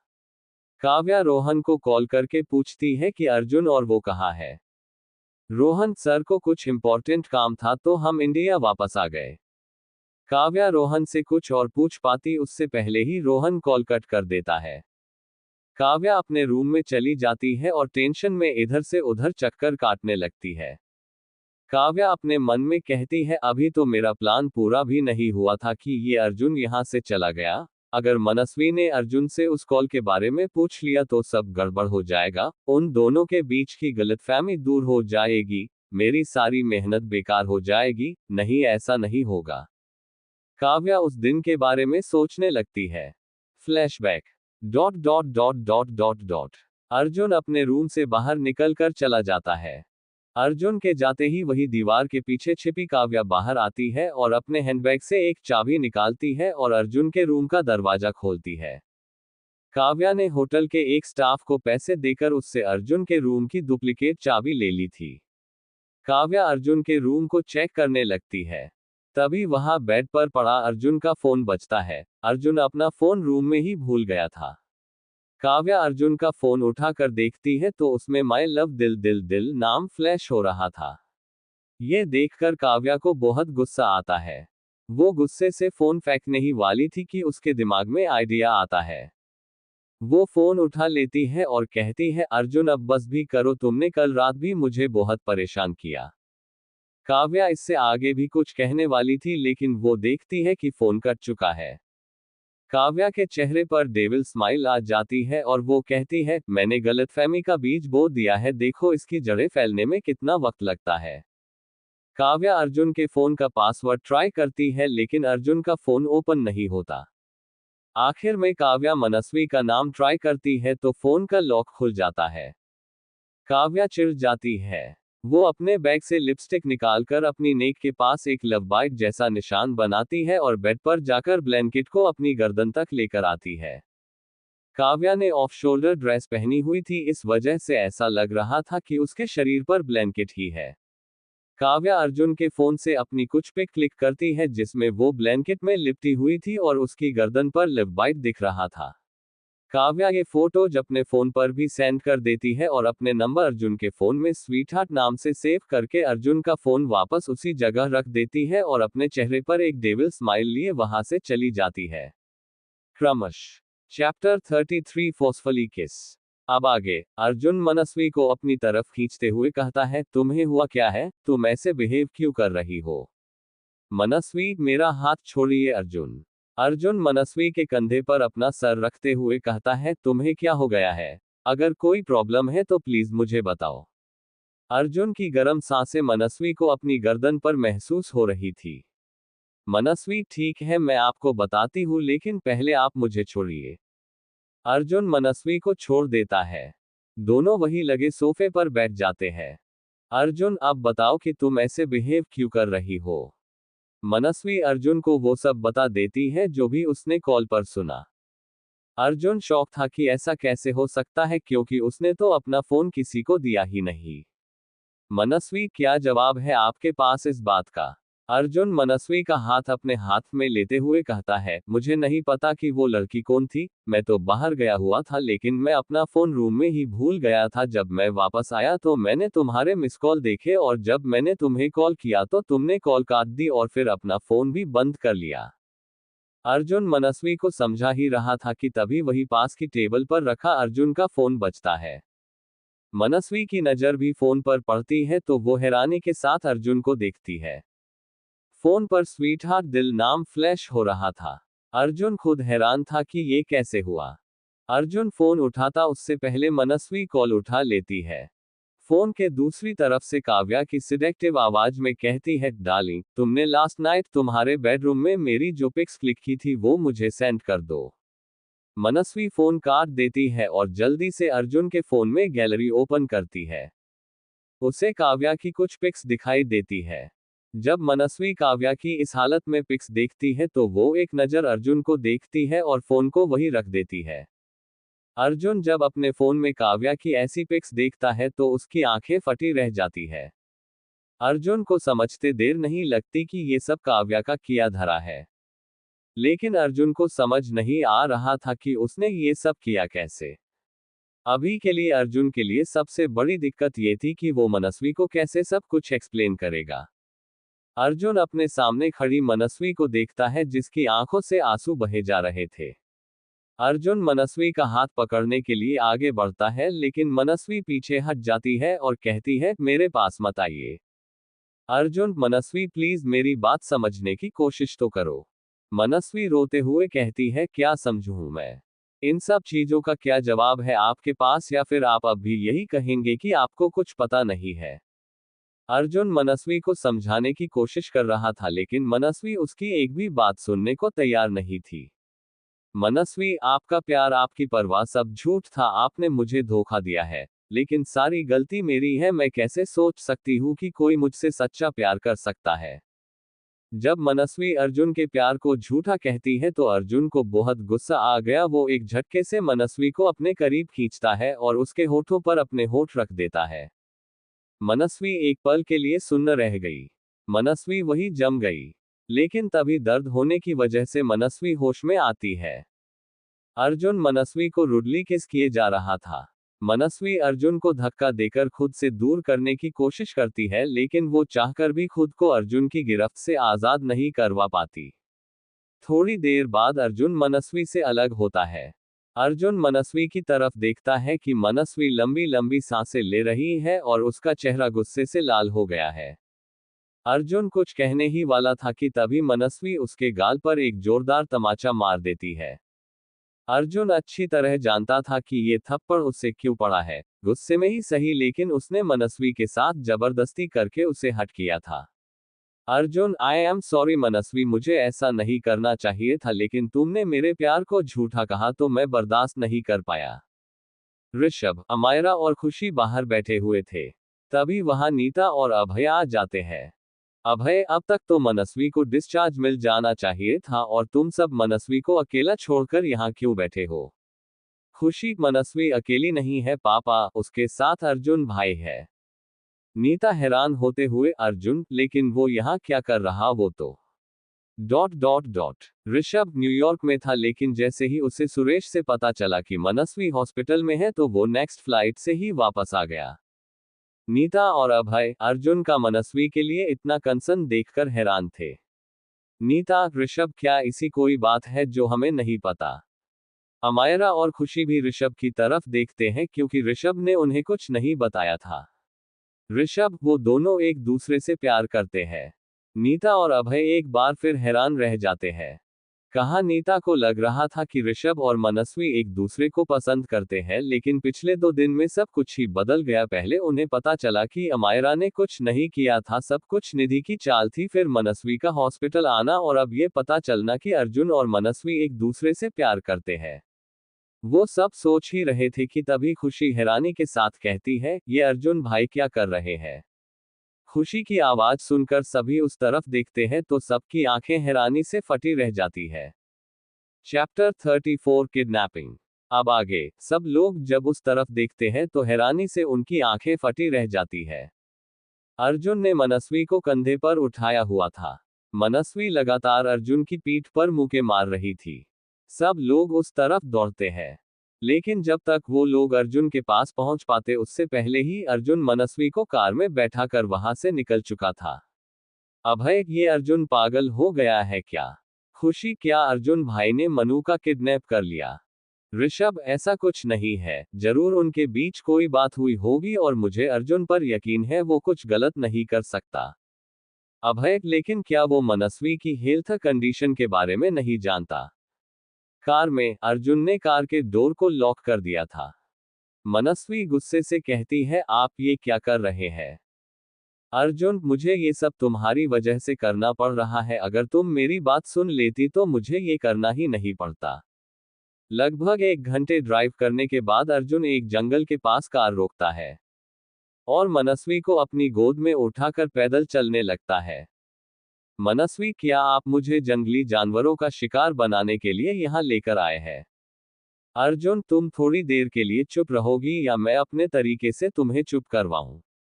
अर्जुन के चेहरे पर एक नॉटी स्माइल आ जाती है। मनस्वी अर्जुन की तरफ देखकर कहती है, अपने तरीके से मतलब? अर्जुन, लगता है तुम्हें ट्रायल दिखाना पड़ेगा। इतना कहकर अर्जुन अपना चेहरा मनस्वी की तरफ बढ़ाने लगता है। मनस्वी एकदम से चिल्लाकर कहती है, कोई जरूरत नहीं है, मैं कुछ नहीं बोलूंगी। इतना कहकर मनस्वी अपने मुंह पर किसी छोटी बच्ची की तरह उंगली रख लेती है। मनस्वी की ये हरकत देखकर अर्जुन को हंसी आ जाती है। अर्जुन को हंसता देख मनस्वी मुंह बना लेती है, जिससे अर्जुन और ज्यादा जोर से हंसने लगता है। जब मनस्वी गुस्से से अर्जुन को घूरती है तो अर्जुन चुप हो जाता है और कहता है, सॉरी। थोड़ी दूर और चलने के बाद अर्जुन रुक जाता है और मनस्वी को अपनी गोद से नीचे उतारता है। मनस्वी, क्या हुआ? अर्जुन थोड़ी शरारत भरी आवाज में कहता है, मुझे पता है कि तुम हमेशा मेरी बाहों में रहना चाहती हो, लेकिन हमें जहां आना था हम आ चुके। मनस्वी झेप जाती है। मनस्वी सामने देखती है तो हैरान रह जाती है। जंगल के बीचों बीच एक सुंदर सा घर बना हुआ था। अर्जुन मनस्वी का हाथ पकड़कर उसे घर के अंदर लेकर जाता है। घर ज्यादा बड़ा नहीं था लेकिन बहुत सुंदर था। उसमें 2 बेडरूम, किचन और हॉल था। सिंघानिया हाउस। शुभम गुस्से से पागल होकर सारा सामान तोड़ रहा था। शुभम चिल्लाते हुए कहता है, नहीं नहीं, ऐसा नहीं हो सकता।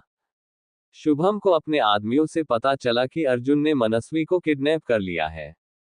अर्जुन और मनस्वी अभी एक साथ होंगे, इस ख्याल से ही शुभम पागल हुए जा रहा था।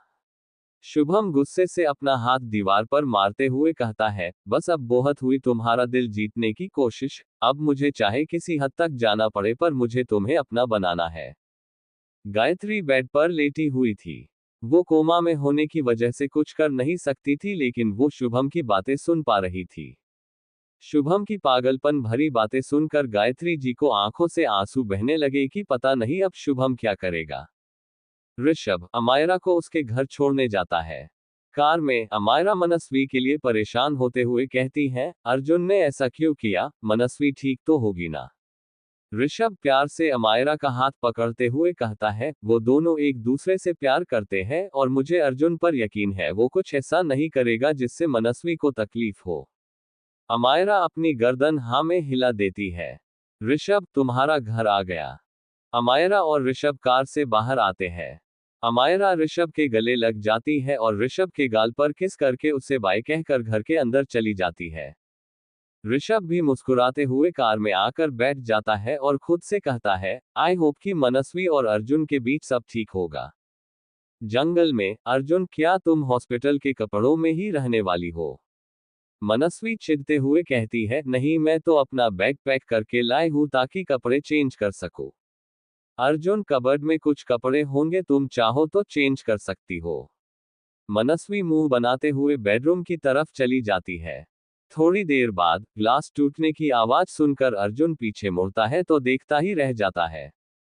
मनस्वी ने एक ब्लैक कलर की सिल्क की साड़ी पहनी हुई थी, जिसमें वो बहुत ज्यादा सुंदर लग रही थी। जब मनस्वी नीचे आ रही थी, गलती से वहां टेबल पर रखा कांच का ग्लास टूट गया।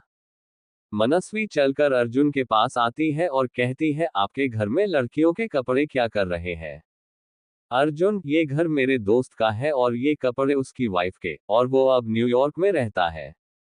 न्यूयॉर्क का नाम सुनते ही मनस्वी के दिमाग में सारी बातें घूमने लगती है और उसकी आंखें एक बार फिर भर आई थी। अर्जुन मनस्वी के पास आते हुए कहता है, मनस्वी मेरी बात सुनो। लेकिन मनस्वी अर्जुन को धक्का दे देती है। लेकिन तभी उसकी नजर जमीन पर पड़े कांच के टुकड़ों पर जाती है तो वो अर्जुन का हाथ पकड़ने को कोशिश करती है, लेकिन इस चक्कर में वो खुद उन कांच के टुकड़ों पर गिर जाती है। अर्जुन ने खुद को गिरने से बचा लिया था, लेकिन तभी उसके कानों में मनस्वी के दर्द से कहराने की आवाज पड़ती है। वो देखता है कांच का एक टुकड़ा मनस्वी को पीठ में चुभ गया है। अर्जुन जल्दी से दौड़कर मनस्वी के पास आता है और उसे उठाते हुए कहता है, तुमने क्या मेरी जान लेने की सोच रखी है? तुम कभी भी खुद का ख्याल क्यों नहीं रख सकती? हमेशा खुद को चोट पहुंचाती हो। चैप्टर 35 आप बहुत ब्यूअर हो। अब आगे अर्जुन मनस्वी को संभाल कर वही पास लगे सोफे पर बैठा देता है और जल्दी से फर्स्ट एड बॉक्स लेकर आता है। अर्जुन मनस्वी के बालों को आगे की तरफ कर देता है। मनस्वी अर्जुन के टच करने से सिहर जाती है। मनस्वी दूर होते हुए कहती है, आप रहने दीजिए, मैं लगा लूंगी। अर्जुन थोड़ा गुस्से से कहता है, चुपचाप बैठी रहो, मैं कर रहा हूं ना।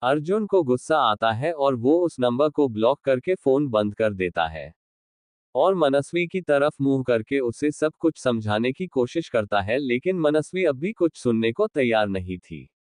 इस बार अर्जुन गुस्से से चिल्लाकर कहता है, क्या तुम एक बार मेरी बात भी सुनोगी? कम से कम एक बार मुझे समझाने का मौका तो दो, लेकिन तुम तो मेरी बात समझना तो दूर सुनने को ही तैयार नहीं हो।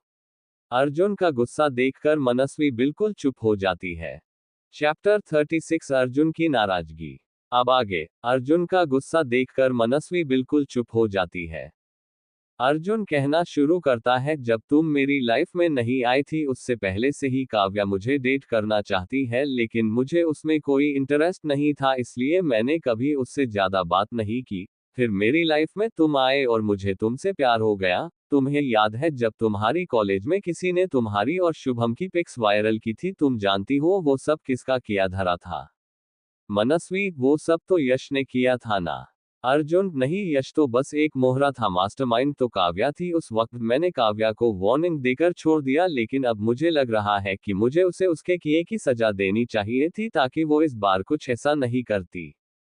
मनस्वी चुपचाप बैठी अर्जुन की बातें सुन रही थी। अर्जुन आगे कहता है, तुम इतनी स्टूपिड कैसे हो सकती हो? क्या इन पिक्स में मैं काव्या के साथ हूँ? नहीं ना, तो तुम मुझे गलत कैसे समझ सकती हो? थोड़ा रुककर अर्जुन कहता है, मुझे नहीं पता कि ये पिक्स, ये नंबर इस नाम से सेव होना या उस रात किसी लड़की का कॉल उठाना ये सब कैसे हुआ, पर मैं कभी तुम्हें धोखा देने के बारे में सोच भी नहीं सकता। अर्जुन अपना फोन उठाता है और काव्या के नंबर को अनब्लॉक करके उस पर कॉल करके फोन स्पीकर पर कर देता है। 2 रिंग जाने के बाद ही काव्या फोन उठा लेती है और कहती है, ओ अर्जुन, तुमने मुझे याद कर ही लिया। अर्जुन गुस्से से काव्या को कहता है, तुमने ये सब क्यों किया और कैसे? काव्या हंसते हुए कहती है, ये तो एक सीक्रेट है, लेकिन तुम्हारे पहले सवाल का जवाब तो तुम जानते ही हो। अर्जुन थोड़ी तेज आवाज में कहता है, तुम जो चाहती हो वो तुम्हें कभी नहीं मिलेगा। काव्या बेशर्मी से कहती है, मैंने तुम्हारी सो कॉल्ड गर्लफ्रेंड को तो ये यकीन दिला ही दिया कि तुमने उसे धोखा दिया है, तो वो अब तुम्हारे पास आने से रही तो घूम फिर कर तुम्हें मेरे ही पास आना होगा। अर्जुन फोन को फेंक देता है जिससे फोन टूट जाता है। मनस्वी अर्जुन की तरफ देखती है जिसके चेहरे पर कोई एक्सप्रेशन नहीं थे। मनस्वी अर्जुन की तरफ अपना हाथ बढ़ाती है, लेकिन अर्जुन वहां से खड़े होते हुए कहता है, अब हमें घर चलना चाहिए, और जिस रिश्ते में एक दूसरे पर यकीन ना हो, जो रिश्ता ऐसी गलतफहमी से टूटने लगे, उस रिश्ते का ना होना बेटर है। इतना कहकर अर्जुन घर से बाहर चला जाता है। मनस्वी वही बैठी थी। आज उसे महसूस हुआ कि जब उसने अर्जुन को खुद से दूर रहने को कहा था तो अर्जुन को कितनी तकलीफ हुई होगी। यहां तक कि मनस्वी ने तो अर्जुन की एक बात भी नहीं सुनी थी। मनस्वी उठती है और घर के बाहर चली जाती है। रास्ते में अर्जुन कार ड्राइव कर रहा था और मनस्वी चुपचाप बैठी हुई थी। कार में बिल्कुल शांति थी, दोनों में से कोई कुछ नहीं बोल रहा था। अर्जुन ने तो एक बार भी मनस्वी की तरफ देखा भी नहीं।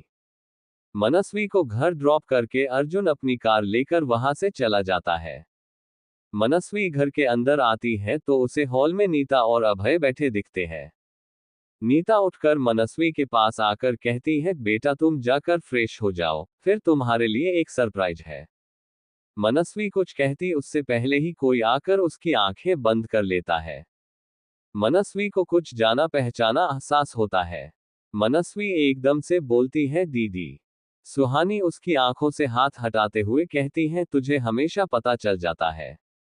सुहानी को देखकर मनस्वी खुश होते हुए कहती है, दीदी आप कब आए और आपने मुझे बताया क्यों नहीं कि तुम आने वाली हो? सुहानी, अगर बता देती तो तुझे सरप्राइज कैसे दे पाती? मनस्वी सुहानी को गले लगा लेती है। सुहानी भी मनस्वी को गले लगाती है, लेकिन उसका हाथ मनस्वी की चोट पर टच हो जाता है जिससे मनस्वी के मुंह से दर्द भरी आह निकल जाती है। सुहानी, क्या हुआ मनु? सुहानी मनस्वी की पीठ पर लगे साड़ी के पल्लू को हटाकर देखती है कि वहां चोट लगी हुई है। सुहानी और नीता दोनों परेशान होते हुए कहती है, ये चोट कैसे लगी? मनस्वी एक हाथ से नीता का हाथ पकड़ती है और दूसरे हाथ से सुहानी का और कहती है, आप दोनों चिंता मत करो, मैं बिल्कुल ठीक हूं, बस छोटी सी चोट है। सुहानी, मैं तुम्हारे लिए हल्दी वाला दूध लेकर आती हूँ। इतना कहकर सुहानी किचन में चली जाती है।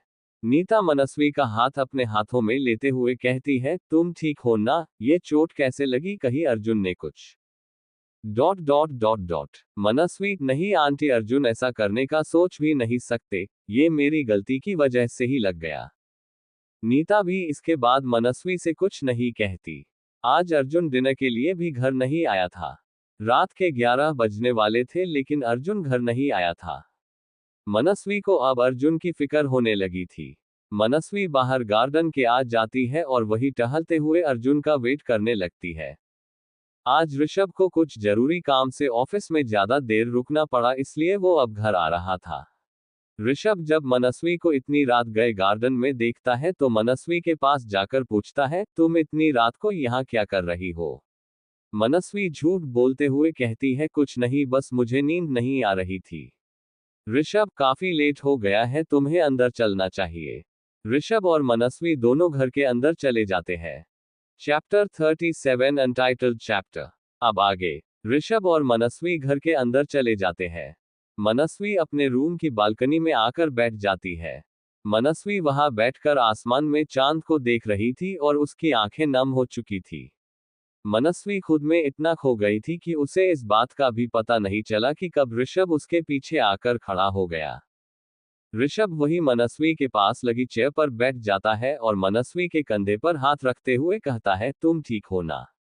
मनस्वी अपने ख्यालों से बाहर आती है और ऋषभ की नजरों से बचते हुए अपने आंसू पोंछ लेती है। लेकिन ऋषभ ने उसे ऐसा करते हुए देख लिया था। ऋषभ, तुम्हारे और अर्जुन के बीच सब ठीक है ना? तुम दोस्ती के नाते मुझसे अपनी प्रॉब्लम्स तो शेयर कर ही सकती हो। मनस्वी ऋषभ को उस फोन कॉल और हॉस्पिटल में जो कुछ भी हुआ वो सब बताती है। ऋषभ ये सब जानकर शॉक हो जाता है और मनस्वी से कहता है, मनस्वी, वो तुम ही थी ना जिसने मुझे कहा था कि कई बार आंखों देखी बात सच नहीं होती, कई बार हम वैसा ही करते हैं जैसा लोग हमसे करवाना चाहते हैं। मनस्वी कुछ जवाब नहीं देती है। ऋषभ आगे कहता है, जब तुम मुझे समझा सकती हो तो तुमने अर्जुन पर यकीन क्यों नहीं किया? मनस्वी की आंखें भर आती है, वो भरे गले से कहती है, पता नहीं मुझे क्या हो गया था, शायद मुझे कभी अपने परिवार से प्यार नहीं मिला, इसलिए मुझे लगा कि कोई मुझसे इतना प्यार क्यों करेगा और इसी चक्कर में मैंने अर्जुन को गलत समझ लिया। ऋषभ, तुम रो मत प्लीज, लेकिन फिर तुम्हें पता कैसे चला कि अर्जुन ने कुछ नहीं किया?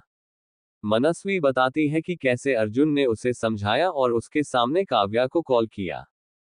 मनस्वी रोते हुए कहती है, वो मुझसे नाराज है, देखिए अभी तक घर नहीं आया है।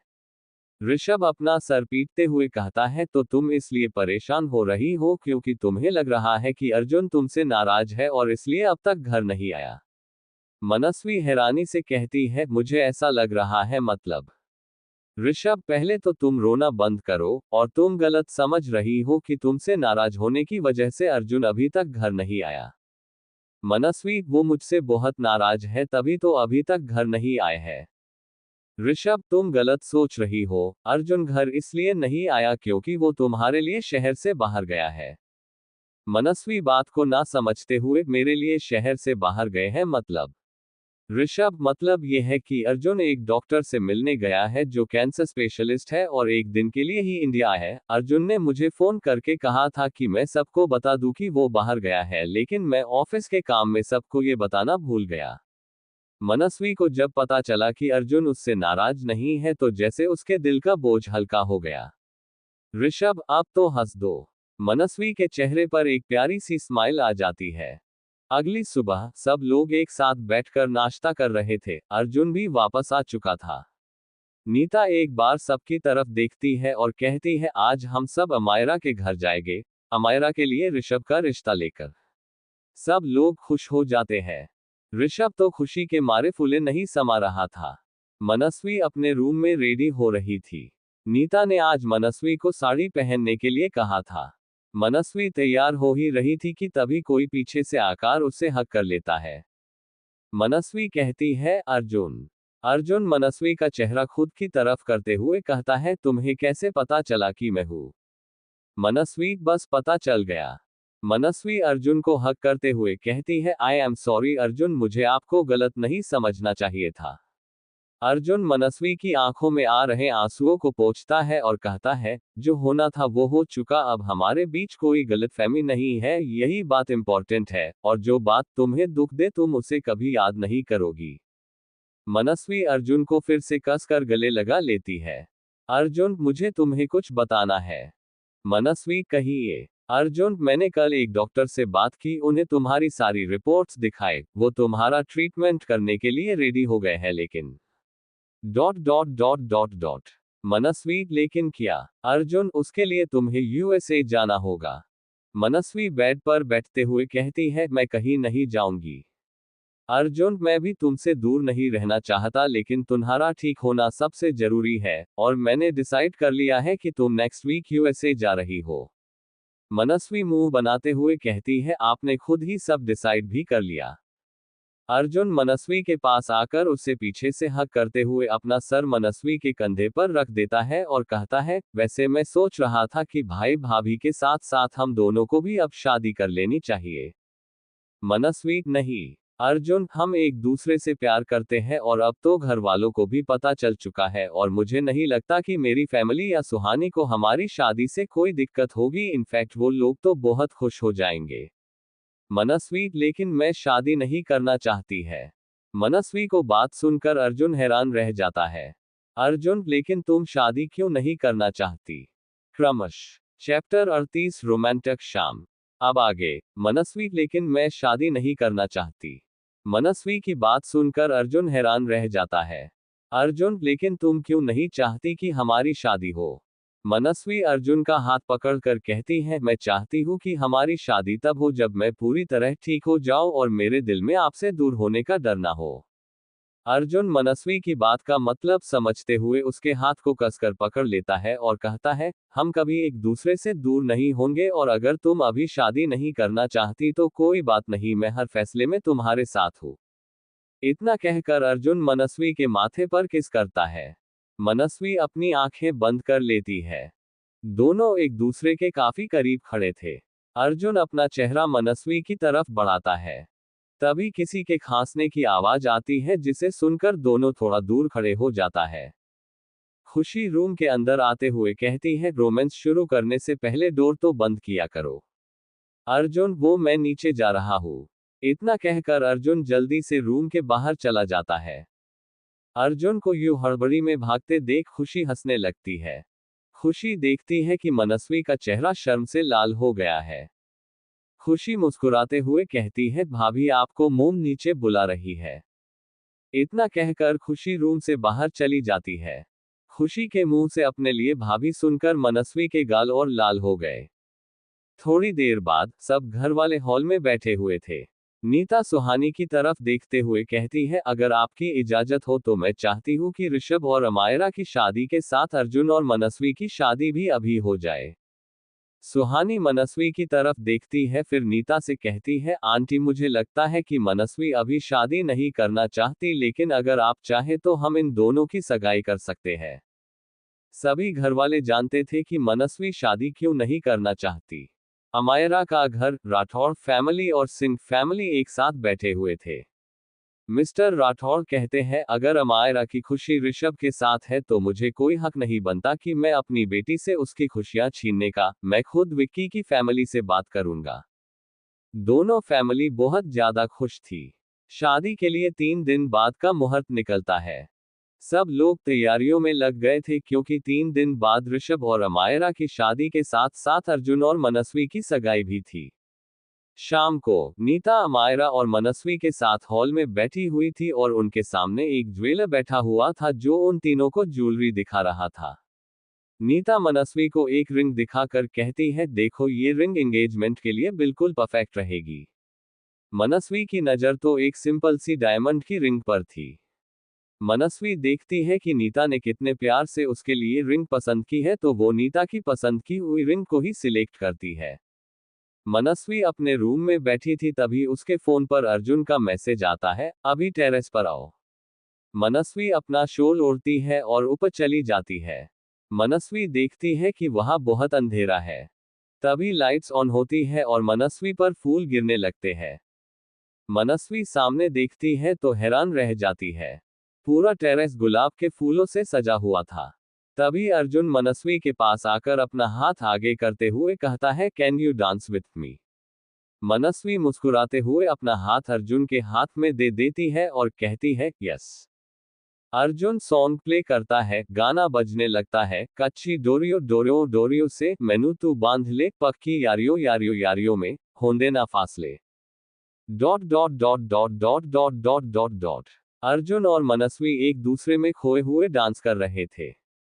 तभी अर्जुन घुटनों के बल जमीन पर बैठ जाता है और अपने पॉकेट से एक बॉक्स निकालते हुए उसे ओपन करते हुए मनस्वी से कहता है, will you be mine for forever. Manasvi देखती है कि ये वही डायमंड रिंग थी जो मनस्वी को पसंद आई थी। मनस्वी कहती है, yes I am all your for forever. Arjun वो रिंग मनस्वी को पहना देता है। मनस्वी, आपको कैसे पता चला कि मुझे ये रिंग पसंद आई थी। अर्जुन मनस्वी का हाथ अपने हाथों में लेते हुए कहता है, अगर तुम मोम की पसंद का इतना ख्याल रख सकती हो तो क्या मेरा हक नहीं बनता तुम्हारी पसंद का ख्याल रखना। मनस्वी को आंखें नम हो जाती है, वो कहती है, you are best person in my life. Arjun Manasvi की आंखों से आंसू पूछते हुए कहता है, आज के बाद इन हरी आंखों में आंसू नहीं आने चाहिए, तुम्हारे आंसू मुझे बहुत तकलीफ देते हैं। मनस्वी अर्जुन के गले लगते हुए कहती है, I love you Arjun, thank you so much मेरी लाइफ में आने के लिए। अर्जुन मनस्वी के माथे पर किस करते हुए कहता है, आई लव यू टू। क्रमशः। चैप्टर 39 हल्दी। अब आगे। अगले दिन सुबह से ही सभी घरवाले तैयारियों में लगे हुए थे। आज हल्दी फंक्शन से जिसके लिए पूरे घर को पीले फूलों से सजाया जा रहा था। घर को रौनक देखते ही बन रही थी। सब बहुत खुश थे। तभी दरवाजे से कुसुम, प्रतीक और शुभम अंदर आते हैं। शुभम को अभी तक ये नहीं पता था कि ऋषभ और अमायरा की शादी के साथ साथ मनस्वी और अर्जुन की सगाई भी है। खुशी उन तीनों को अपने घर वालों से मिलवाती है। शुभम को खुशी की फैमिली से मिलने में कोई दिलचस्पी नहीं थी, उसकी नजरें तो मनस्वी को ढूंढ रही थी। लेकिन उसे मनस्वी कहीं भी दिखाई नहीं दे रही थी। अर्जुन ने आज येलो कलर का कुर्ता पहन रखा था जो उस पर बहुत सूट कर रहा था। शुभम ने एक वाइट कुर्ता पहना हुआ है जिसमें वो किसी से कम नहीं लग रहा था। शुभम और अर्जुन आज एक दूसरे को टक्कर दे रहे थे। खुशी अर्जुन को अपने दोस्तों से मिलवाती है। अर्जुन को देखते ही शुभम की नजरों में जलन और नफरत भर जाती है। अर्जुन ने देखा कि शुभम उसे अजीब नजरों से देख रहा है, लेकिन अर्जुन ने इस बात पर ज्यादा ध्यान नहीं दिया। तभी अर्जुन और शुभम की नजर सीढ़ियों से नीचे आती मनस्वी पर पड़ती है, जिसने एक येलो कलर की साड़ी पहनी हुई थी। उसके हल्के भूरे बाल खुले थे जो उसकी कमर तक आ रहे थे। अर्जुन और शुभम दोनों की नजरें मनस्वी से हट नहीं पा रही थी। शुभम मनस्वी से बात करने के लिए आगे बढ़ता है, लेकिन उससे पहले ही अर्जुन जाकर मनस्वी का हाथ पकड़कर उसे नीचे लेकर आता है। अर्जुन मनस्वी की आंख से काजल निकालते हुए उसे मनस्वी के कान के पीछे लगा कर कहता है, अब तुम्हें किसी की नजर नहीं लगेगी। अर्जुन की इस हरकत पर मनस्वी खुद को मुस्कुराने से रोक नहीं पाए। शुभम जब अर्जुन मनस्वी को एक साथ मुस्कुराते हुए देखता है, उसे लगता है जैसे उसका पूरा शरीर आग में जल रहा है। वो अपनी मुट्ठी गुस्से से बंद कर लेता है। खुशी हंसते हुए अर्जुन और मनस्वी के पास आती है और कहती है, भाई कुछ देर तो मेरी भाभी को अकेला छोड़ दीजिए ताकि वो अपने दोस्तों से मिल सके। इतना कहकर खुशी मनस्वी का हाथ पकड़कर उसे अपने दोस्तों की तरफ ले जाती है। शुभम को अपने कानों पर यकीन नहीं हो रहा था कि उसने अभी क्या सुना, इसलिए वो दोबारा खुशी से पूछता है, तुमने अभी मनस्वी को क्या कहा? खुशी, भाभी। खुशी शुभम को मनस्वी और शुभम की सगाई के बारे में बताती है। ये सुनते ही जैसे शुभम को एक शौक लगा। शुभम की आंखें लाल हो गई थी, जिनमें अर्जुन के लिए नफरत और मनस्वी को पाने का जुनून सवार था। शुभम फोन कॉल का बहाना बनाकर उन लोगों से दूर साइड में चला जाता है और एक कोने में जाकर गुस्से से अपना हाथ दीवार पर मारते हुए कहता है, नो नो ऐसा नहीं हो सकता, वो किसी और से प्यार कैसे कर सकती है। शुभम वही खड़े होकर प्लान बनाने लगता है कि कैसे वो मनस्वी को अपना बना सकता है। तभी कोई पीछे से उसके कंधे पर हाथ रखकर पूछता है, तुम यहाँ क्या कर रहे हो? शुभम पीछे मुड़कर देखता है कि वहां अर्जुन खड़ा हुआ है। अर्जुन को देखते ही गुस्से से शुभम की नसें तन जाती है, लेकिन वो खुद को कंट्रोल करते हुए कहता है, एक कॉल अटेंड करने आया था। अर्जुन, ओके। इतना कहकर अर्जुन वहां से चला जाता है। थोड़ी देर बाद हल्दी फंक्शन शुरू हो जाता है। सब लोग बारी बारी से ऋषभ को हल्दी लगाते हैं। फंक्शन होने के बाद मनस्वी बची हुई हल्दी को किचन में रखने जाती है, लेकिन रास्ते में ही अर्जुन उसे खींचकर एक दीवार से लगा देता है। मनस्वी, अर्जुन आप ये क्या कर रहे हैं, छोड़िए मुझे। अर्जुन, अभी तो हल्दी का फंक्शन खत्म नहीं हुआ तो तुम हल्दी कहाँ लेकर जा रही हो। मनस्वी अर्जुन को सामने से हटाने की कोशिश करते हुए कहती है, फंक्शन खत्म हो चुका है इसलिए मैं इसे रखने जा रही हूँ। अर्जुन कटोरी से हल्दी लेकर उसे अपने गाल पर लगाता है और फिर मनस्वी को अपने करीब खींचकर अपने गाल को मनस्वी के गाल से सटा देता है, जिससे अर्जुन के गाल पर लगी हल्दी अब मनस्वी के गाल पर भी लग जाती है। अर्जुन मनस्वी के कान के पास जाकर धीरे से कहता है, अब हुई है हल्दी की रस्म पूरी। मनस्वी के गाल गुलाबी हो चले थे, वो अर्जुन को धक्का देकर खुद से दूर करती है। वो वहां से जाते हुए कहती है, पागल कहीं के। अर्जुन भी मुस्कुराता हुआ वहां से चला जाता है, लेकिन दो जुड़ी आंखें नफरत से उन दोनों को देख रही थी। ये कोई और नहीं शुभम था, जो मनस्वी को ढूंढते हुए यहाँ आया था, लेकिन यहाँ आकर जब उसने मनस्वी को अर्जुन के इतने करीब देखा तो उसे ऐसा महसूस हो रहा था जैसे किसी ने उसके सीने पर खंजर मार दिया हो। वो बिना किसी से कुछ कहे वहां से चला जाता है। रात को सब लड़कियां बैठकर मेहंदी लगवा रही थी। खुशी मनस्वी की तरफ इशारा करते हुए मेहंदी वाली से कहती है, इनके हाथ में अर्जुन भाई का नाम इतना छुपा कर लिखना कि अर्जुन भाई ढूंढ ही ना पाए। खुशी की ये बात सुनकर सब हंसने लगते हैं, वही मनस्वी शर्मा जाती है। जब से अर्जुन और मनस्वी की सगाई की बात हुई तब से खुशी मनस्वी से मजाक करने का एक भी मौका नहीं छोड़ रही थी। अर्जुन सोफे पर बैठा मुस्कुराते हुए ये सब देख रहा था। मनस्वी और अर्जुन दोनों ही आने वाले खतरे से अनजान थे। चैप्टर 40 मनस्वी का गायब होना। अब आगे सुहानी मनस्वी के लिए खाना लेकर आती है, लेकिन जैसे ही वो दरवाजे के पास पहुंचती है वो देखती है कि अर्जुन अपने हाथों से मनस्वी को खाना खिला रहा है, क्योंकि मनस्वी के हाथों में मेहंदी लगी हुई है। ये देखकर सुहानी के चेहरे पर मुस्कुराहट आ जाती है। सुहानी खांसते हुए रूम के अंदर जाती है, जिससे अर्जुन और मनस्वी दोनों दरवाजे की तरफ देखते हैं, जहां सुहानी खाने की प्लेट हाथ में लिए अंदर आ रही थी। सुहानी उन दोनों के पास बैठते हुए कहती है, मुझे तो लगा मेरी मनु भूखी होगी इसलिए मैं खाना लेकर आई थी, लेकिन यहाँ तो पहले ही खाना आ चुका है। तीनों वही बैठे कुछ देर तक हंसी मजाक करते रहते हैं। सुहानी सीरियस होकर अर्जुन की तरफ देखते हुए कहती है, अर्जुन। अर्जुन, जी दीदी। सुहानी, अर्जुन मनस्वी ने अपनी लाइफ में बहुत प्रॉब्लम्स देखी है, मुझे उम्मीद है कि अब तुम इसका ख्याल रखोगे और इसे हमेशा खुश रखोगे। अर्जुन मनस्वी का हाथ पकड़ते हुए सुहानी से कहता है, मैं वादा करता हूँ कि मेरे होते हुए मनस्वी को कुछ नहीं होगा, मैं मनस्वी को हमेशा खुश रखूंगा। अगले दिन आज संगीत का फंक्शन है। अर्जुन और मनस्वी को छोड़कर बाकी सभी अपनी डांस परफॉर्मेंस दे चुके थे। अब बारी थी अर्जुन और मनस्वी की। अर्जुन और मनस्वी डांस फ्लो पर जाते हैं। गाना बजाना शुरू होता है। छोटे छोटे भाइयों के बड़े भैया, हे आज बनेंगे किसी के सया, हे छोटे छोटे भाइयों के बड़े भैया आज बनेंगे किसी के सया, ढोल नगाड़े बजे शेनैया झूम के आई मंगल घैया। उद्धरण चिन्ह। अर्जुन और मनस्वी के साथ बाकी घरवाले भी डांस फ्लो पर आकर डांस करने लगते हैं। आज वो दिन भी आ गया जब ऋषभ और अमायरा हमेशा के लिए एक दूसरे के हो जाएंगे। ऋषभ सेहरा बांधे मंडप में बैठा हुआ था। पंडित वधू को बुलाए।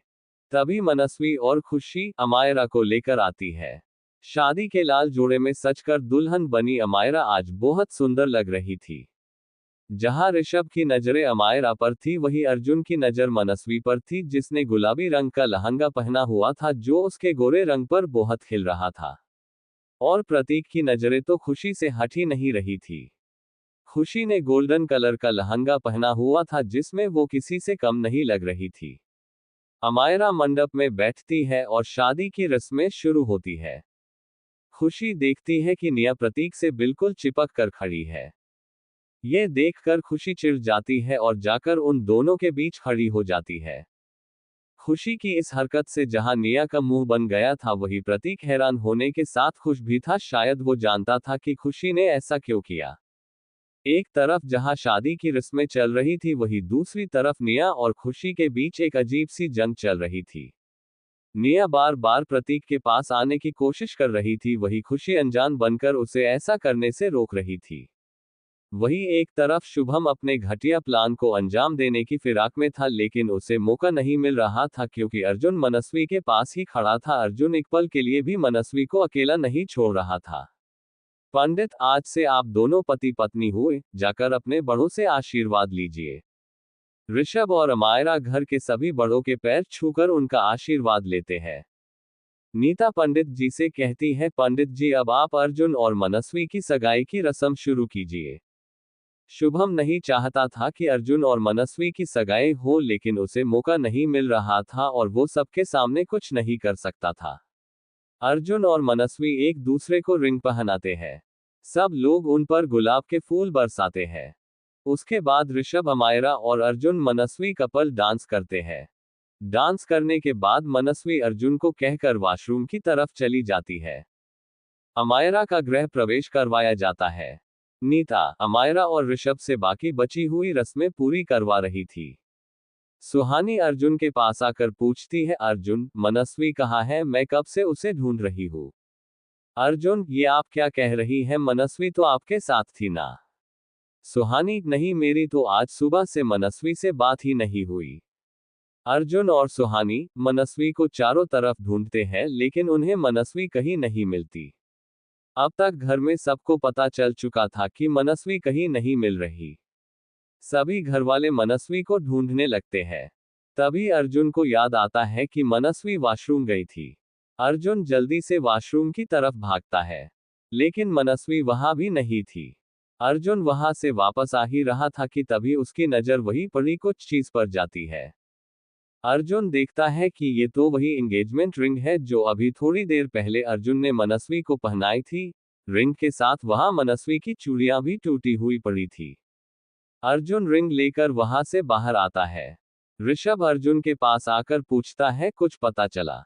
अर्जुन कुछ जवाब दे पाता उससे पहले ही ऋषभ का फोन बजता है। ऋषभ फोन उठाकर कुछ देर बात करता है। कॉल पर बात करने के बाद ऋषभ के चेहरे पर परेशानी के भाव आ जाते हैं। अर्जुन के दिल में एक अजीब सी घबराहट होने लगती है। अर्जुन, भाई क्या हुआ? किसका कॉल था और आप इतने परेशान क्यों हो गए? ऋषभ थोड़ी देर की चुप्पी के बाद कहता है, पुलिस स्टेशन से कॉल था, उन्होंने बताया कि निधि जेल से भाग गई है। नीता, कहीं निधि ने ही तो मनस्वी के साथ कुछ।